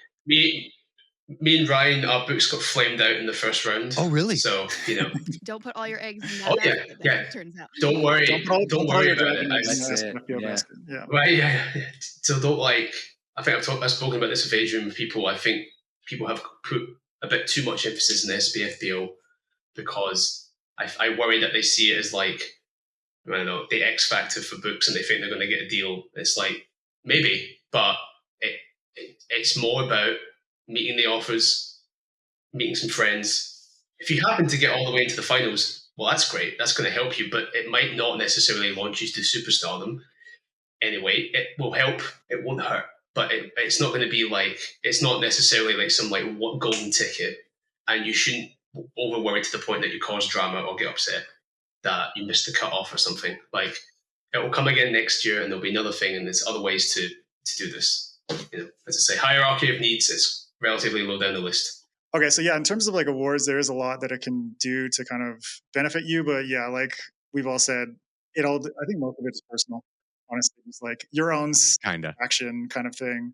And like in some cases, you know, SPFBO, for instance, benefited me a lot, but it's not necessarily like a game changer. You couldn't go out there and be like, this is going to get me an agent. This is going to get me like, like and losing it doesn't mean your book is bad. Exactly. Correct. Exactly. Yeah. It's an entirely, all of these are subjective. All of these are subjective for sure. All right. Well, Mike, you wanted to talk about comps. So let's sure. explore I mean, that it ties into the paid stuff a little bit as well. But I guess like we went down a few rabbit holes, but I think if really basic, some of the most fundamental stuff is stuff like your comp titles, meaning what other titles and authors are you comparing your work to? It helps make it really easy for people to understand.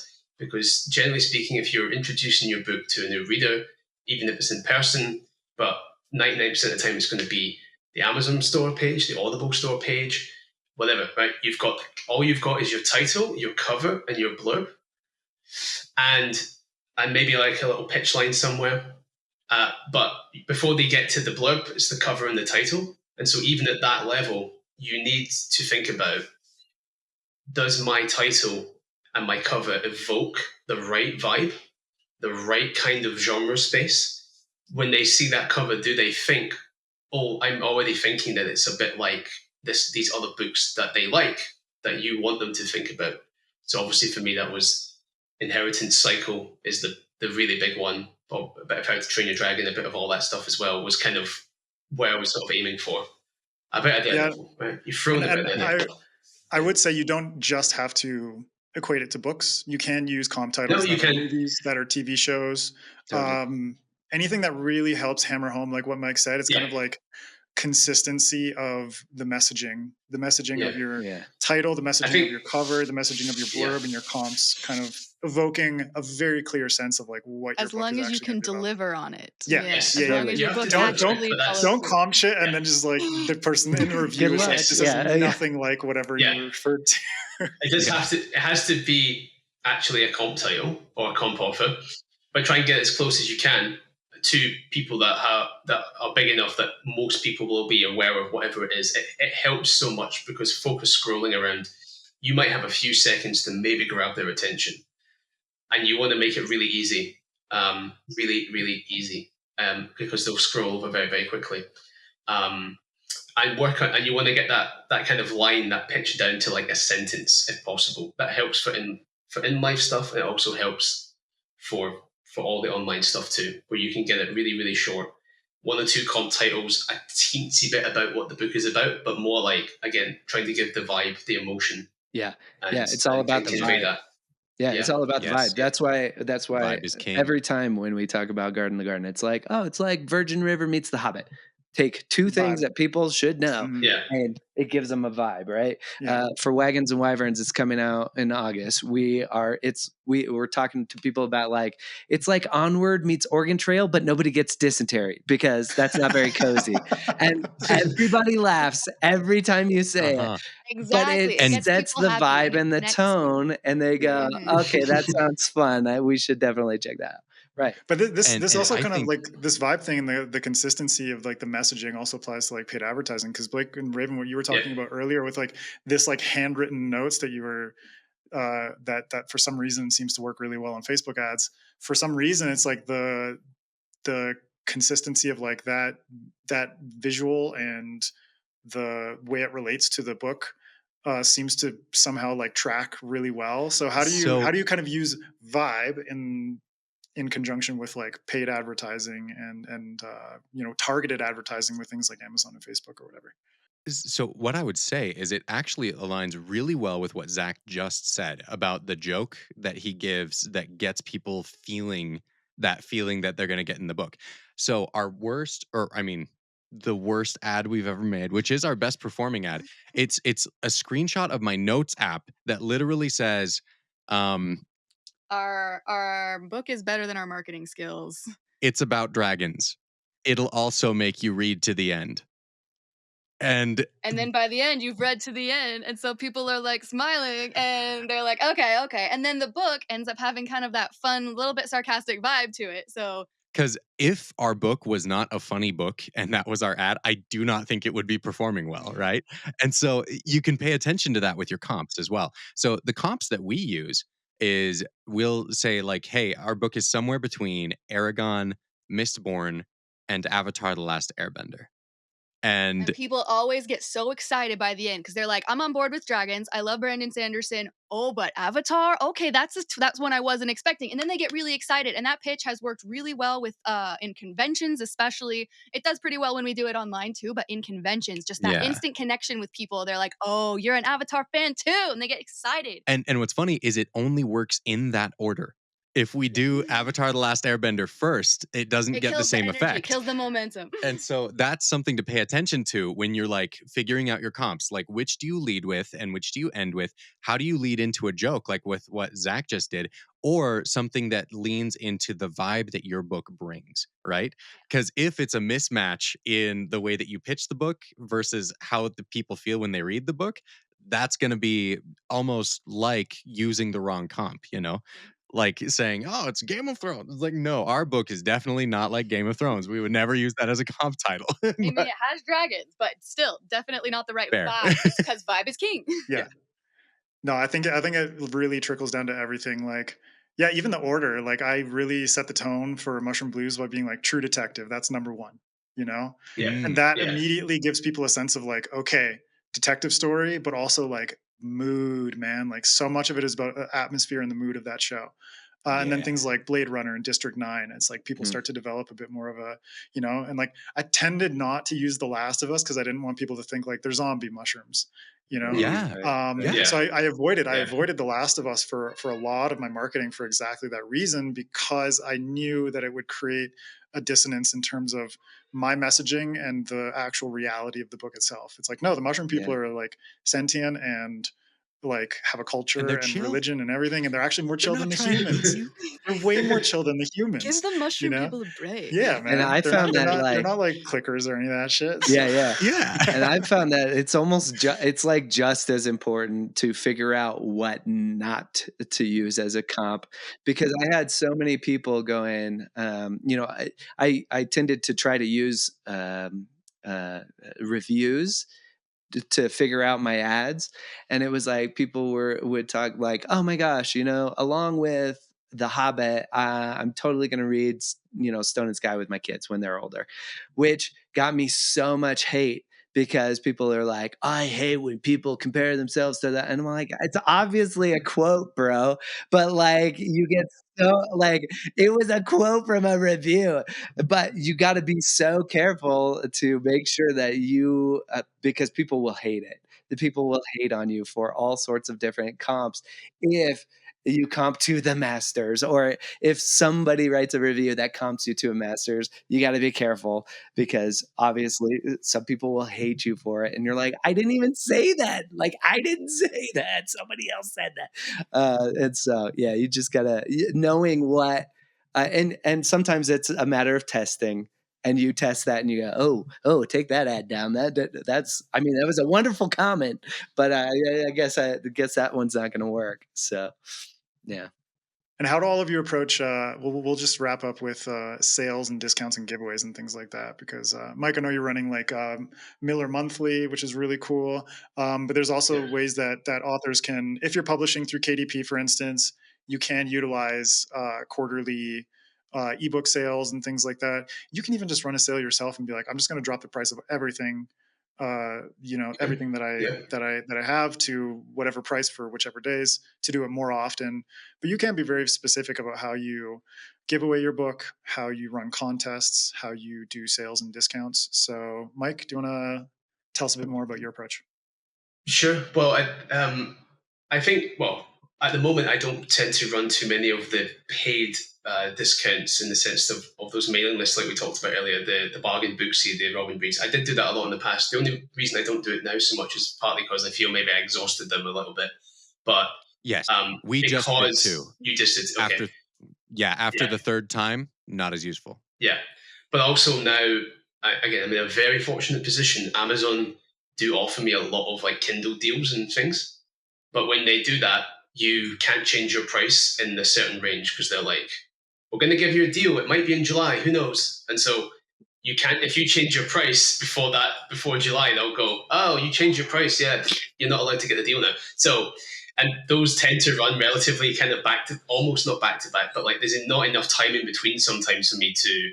So like if I want to run my own discount, I have to kind of I have to tell them no to all these other deals. And generally, if Amazon gives you a deal, you just say yes. Like, it's not always a winner, but you just say yes every time, because every so often one does very, very well. But I would encourage like people initially, if they're in Kindle Unlimited, which I think on the most part you should be. For most as people, indies for sure. Yeah, I think if you're in Kindle Unlimited and Amazon, you should take advantage of those discounts that you can run every quarter. You can run it to 99 cents, 99p discount for 5 days. Is it 5 or 7? No, it's 7. You can go up to 7 days. I think up to 7. Yeah. Yeah, up to 7. It's the free discount. You can go up to 5 days. Right, that's the difference. And I would take advantage of those every quarter if you can. Free is fine when you're starting out. You want readers. Like, obviously, if you're like Zach and you've quit your job, you might need some money. But for most, but readers tend to equate to money in the longer term. It depends. But I would say don't be afraid to do the free downloads. The thing to remember with free downloads is, yes, you'll get a lot of downloads. You might end up getting tens of thousands. Yeah, you might get like 20,000 people that download that book. Again, how many actually read it? A tiny number. It's hard to say, tiny, but yeah. One thing I would say with this too, there's something about not just the number of people who actually read it, but I have found that when we do free giveaways, we get worse reviews. Do you? Yes, we Because that's most people like unlucky. tend to just download and then they're Yeah. like maybe not in our genre and they're like, this was too YA for me. And it's like, we advertise it as YA, but when you just download a free book, you just get quantity of people. So yeah, because sometimes it matters how the email list is structured, and there's no distinction between YA and fantasy on Oh, some right, of yeah, those yeah. email lists. Yeah, right? I would And be. so, like, it's worth being careful with those. That can happen, yeah, right? But even if you just don't use them, if you don't use the paid services, but just put it to free and do some social media and like the algorithm when you promote your book on one of these Kindle promotions that you have access to, there is something that gives it a little churn initially. Like Amazon gives it a little boost during that time. So even if you just set it to free yourself and you get several thousands of downloads as opposed to tens of thousands, that might be better. I can run through some paid stuff quick. I suspect I blow more money than I should on these things. I do run Amazon ads. I run them more in the background as live support. I found with Amazon, and this has been a consistent thing ever since it started, is you can't really force it to spend more money than it wants to. It's a very strange system, Amazon ads, where if you tell it to spend $100, it might not. It's a moody system. It'll find a spot that it likes to spend, and it will spend that. And if you try to tell it to spend more, it doesn't really want to. And if you force it to by putting the bids up really massively, and it spends it reluctantly, it doesn't net any more results. The Amazon ad system is somewhat linked to the Amazon selling algorithm. So I think it's one of these rich gets richer things where the ads work best when your book already sells well, unfortunately. I haven't really noticed people's ability to like jumpstart something if it's already struggling a little bit. But I wouldn't recommend anyone use Amazon ads really if they don't have a series with some sell through, because you need the sell through in order to make any kind of return on the money. But if you I'd want say to at try least 2 books. Yeah, at least yeah. 2 with audio, right? Yeah, definitely. The time to try is during the first 30 days when you launch something. Try that first 30 days because the system is trying to sell your book within the first 30 days. And after that, it might dip off. But if it's caught on a little bit, you might be able to have a nice sweet spot where, like, whatever it is, maybe it's $10, $20, whatever it is, it's spending something consistently. And if you're seeing that you're getting about break even or just a little tiny loss, but you've got sell through and things like this happening and you're going to build for the long term, that's a good place to be. But it's a very hard, because if people could just put more money into the machine and brute force the number one, they'd be doing it all the time. But they don't do that. And Amazon has designed the system so that doesn't happen. So that's a kind of, for better or worse, that's kind of where it is, where it's hard to just brute force Amazon ads. Facebook is complete opposite. Facebook will spend your money, no bother whatsoever. You want to spend money, Facebook wants to spend it. Facebook loves spending money. I have not found any real strong evidence that in our space, in high fantasy, epic fantasy, that selling ebooks in this method works. Some people may have. Blake and Raven maybe have had some better results over here. I did find success doing audiobook ads on Facebook back during COVID. That worked really well. But then the US election happened in that year, and the system went haywire. And it started nuking ads because you were referencing things like swords and kings and wars. It just nuked everything. The system came back, but afterwards it just wasn't the same. And I was kind of thankful, but by that point, I kind of, my box set had got into the Audible algorithm nicely, and it just didn't need the ads anymore. It might have reset itself, so I have never thought Facebook works for ebooks. Mileage may vary. It might be worth trying for audio a little bit.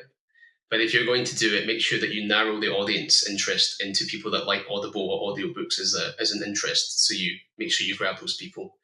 Do you guys want to talk very quickly about doing? I presume it's ebooks you're selling via the Facebook ads. Honestly, it's ebooks and audio, and Kindle Unlimited, right? And so with people, whenever they see any of our ads on Facebook, they're all pointing to the fact that our book is available through Audible and Amazon and on Kindle Unlimited. And I think that that's been probably the biggest thing, is that it gets Are them you through. are you linking them somewhere? Honestly, so I've tested a couple of different ways. We will either send them directly to Amazon, or what's been bigger has been taking them straight to our website, and then having on our website have it be very easy for them to then go to Amazon. But that gets us a lot of people signing up for our email list. That gets us a lot of people looking through, taking our magic type quiz on our website, right? And checking out stuff that we have available on the website there, right? So I think taking control of that traffic is probably better than just sending it directly to Amazon, because you have a little bit more freedom in what you can do. You have more than just your cover, the blurb, and what your reviews say. You can try to catch and You can massage your take audience. them right there, but you can also let them play around in the world for a little while for Yeah. fun. And we've had success with both. We've had people be able to we've had profit off of the ads in both scenarios, but I think the more profitable one is the long game of getting them to our website first, getting them more familiar with us as a brand, and recognizing the idea of like the 7 touch points idea, right? Where in marketing, where people have, if they have 7 positive interactions with you, they're more likely to pick something up. And we tried like even directly taking people to our first chapter to see if that would make a difference. And we found that when it came to like selling our ebook, it didn't. They didn't need to read through the full chapter to make a 99-cent decision or a $5 decision, right? And we found our profit to be about the same whether we're selling our book at $5 or we're selling it at 99 cents. And we make the same amount of money. It's just whether or not we get more The readers. volume is better when we have the first book cheaper. So. Yeah. So we've Yes, of course. yeah. So we put book 1 to like 99 cents for a while, and had that be very helpful for us as unknown authors that people are getting used to and Gambling on. yes. Yeah, it's kind of like but then get them in the door for the first book, and then if they're into it, then they get the second, then they get the third. Yeah. Exactly. And it I wouldn't have when been you say profitable. sorry. Oh Go on. no, yeah, Keep going, just sorry. it would not have been profitable without the audiobook, like you were saying, Mike. Sure. Yeah. Without that Yeah, yeah. audiobook, it would have been spending money and not making anything back. Right, It gotcha. wouldn't have even broken even with the first one. Are you sending people to your homepage on your website or to a landing page specifically for the books? We primarily sent them to the homepage. We've Okay. just That might not be the smartest Okay. idea. Yeah. and- Well, hey, but- it's, No, if but it's it working, also it's working. depends on Yeah. it also depends on what your Yeah. homepage is allowing them to do. Exactly. Yeah. Right. Yeah. Yeah. We have plans to build out some landing pages and try that next. That's kind of next in line as But who's got time, right? exactly. So once we finish our manuscript for book 4 and we have a tiny bit more time as we're waiting on some edits to come back, we're maybe going to experiment with some of that. Yeah. But for now, the homepage is working well, at least in the way that we've designed it so far. Awesome. Yeah. Well, Wonderful. all of this has been amazing advice, and I think there's plenty for indie authors out there, whether they're starting out or whether they're already deep in it, to take away from this panel. And just wanted to pick your brains one last time, just to get a final piece of advice when it comes to marketing, when it comes to advertising from each of you. So I'll toss it to you for a sec. Yeah, my first piece of advice is find what's going to work for you in your life. Period. End of story. Because the fact of the matter is that maybe social media worked for me really well, but it's just not going to fit and work in your life. Maybe running ads is going to work really well for you, but maybe the stress of it just doesn't vibe with you, right? You heard in this whole panel, there's been so many different avenues and ways to do it. Obviously, as you go along, you pick up other things and you start, okay, hey, the next thing is going to be doing an actual built up sales page. Sure. The next thing for me is actually kind of fixing my ads and starting to massage them and do the right thing with the ads, right? There's always the next step. You don't have to do it all at once. find the thing that's going to work for you right now in your life space that you're doing, and run with that out the gate. Yeah, I love that. Because for me, it's always been about intentionality and iteration with marketing. It's like bit by bit. If you dump too much on yourself, it's like you're gonna fucking drown. Yeah, So it's going to be like, miserable. Yeah. marketing is already hard enough. Yeah. Don't give Yeah. yourself too much. It's to do. miserable enough. Don't. Yeah. Sorry to all the You feel marketers dirty out there enough. where it's your Yeah. full-time job.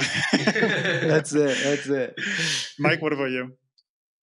Well, Zach stole my answer, but I would sort of suggest something similar where I think from listening to us speak, and if you go listen to another 10 people speak, you'll notice that everyone had a different road to success. Everyone found it in a different way.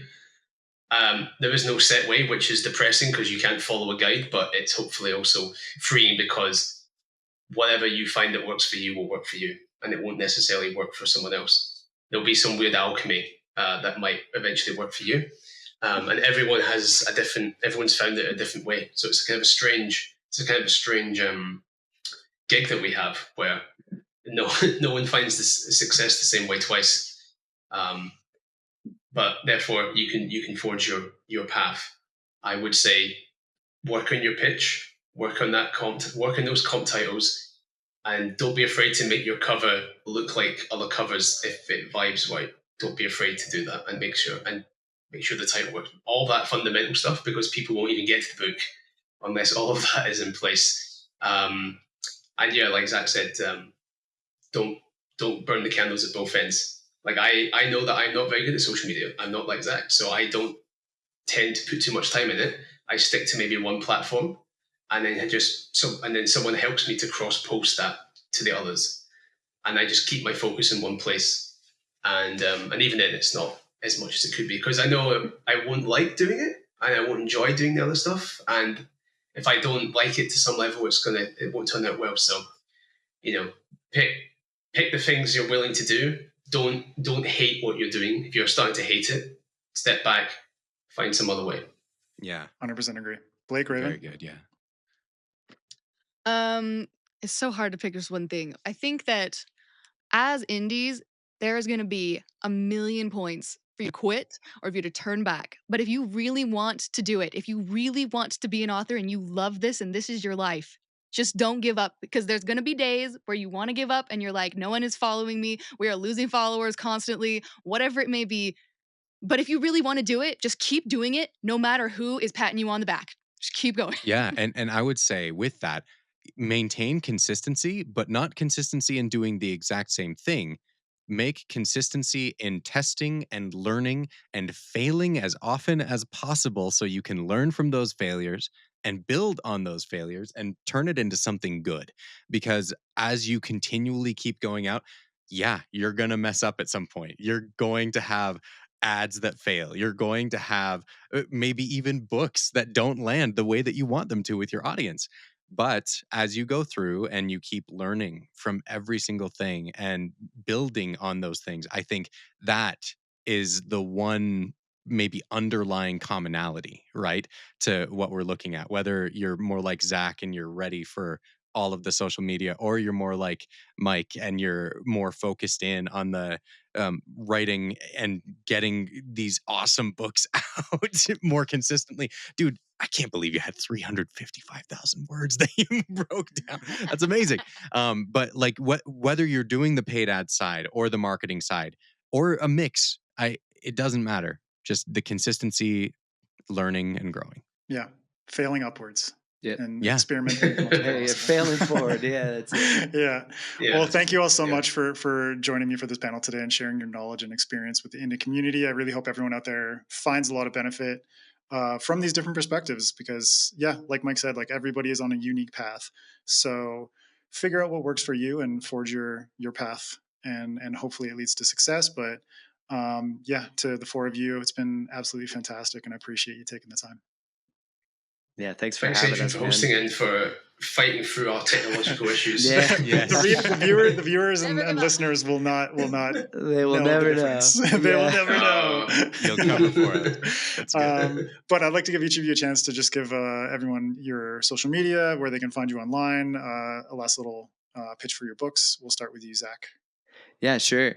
If you guys are interested in old school fantasy, I got some of that. If you're interested in very new school kind of cozy fantasy, I got all sorts of that as well. And like we talked about kind of in this panel, I've got 7 free fantasy stories about characters that you will meet in the world of Finlestia. And I made it really easy to find because ZS Diamanti is not easy to spell. But it's freefantasyfiction.com. Yeah, super easy. Freefantasyfiction.com. Way easier than spelling zsdmonty.com. And in fact, it's actually on the same website. So you'll be able to find all my stuff there as well and come and hang out with me on social media and all that stuff. Fantastic. Mike, what about you? So Michael Armilla, Epic Fantasy, Songs of Chaos, the Dragon Rider one is about a servant boy who defies society to save a blind dragon from death and rises to become a dragon rider. It's a bit like Eragon, cross of Daredevil, and then you throw in character work of George R. R. Martin or Joe Abercrombie. And if you'd like to check it out, you can just find it by searching my name, Michael Armilla, go to my website, everything's there, and hopefully I'll see you out there. Awesome. Blake, Raven? So our books are the Skystone Chronicles. Book 1 is Dragon Thief. It's a really, really fun time. Like we were saying earlier, we've got a Venn diagram with Aragon, Mistborn, and Avatar: The Last Airbender. Hits right in the middle. Yeah, just epic, fun fantasy heists. If you could handle a book with someone who is half Sokka, half Flynn Rider as the main character, you're going to love our book. Exactly. And all of our social medias, you can find us at Blake Raven Penn, Instagram, TikTok, YouTube. And our website is skystonechronicles.com. Yep. You can read the first chapter so you can test drive the writing style. See if you could handle a Sokka meets Flynn Rider character for an entire book. Fantastic. Well, thank you both. And thank you all for listening. You can find SFF Addicts all across the board at sffaddictspod. You can follow me at Adrian M. Gibson. You can go check out my book, Mushroom Blues, wherever fine books are sold. You can also check out The Queen of Days by Greta Kelly, as well as The Frozen Crown and the Seventh Queen, as well as Among Thieves by MJ Kuhn. This one goes to support MJ's new cats, including her little kitty Evie. So give MJ a little bit of love so she can feed her kitties and give them more fat because they're all fur. And that's it for this episode. Stay tuned next week as Indie Appreciation Month closes out with a panel on self-publishing as a career. Until then, keep reading, keep imagining, and we'll see you next time on SFF Addicts.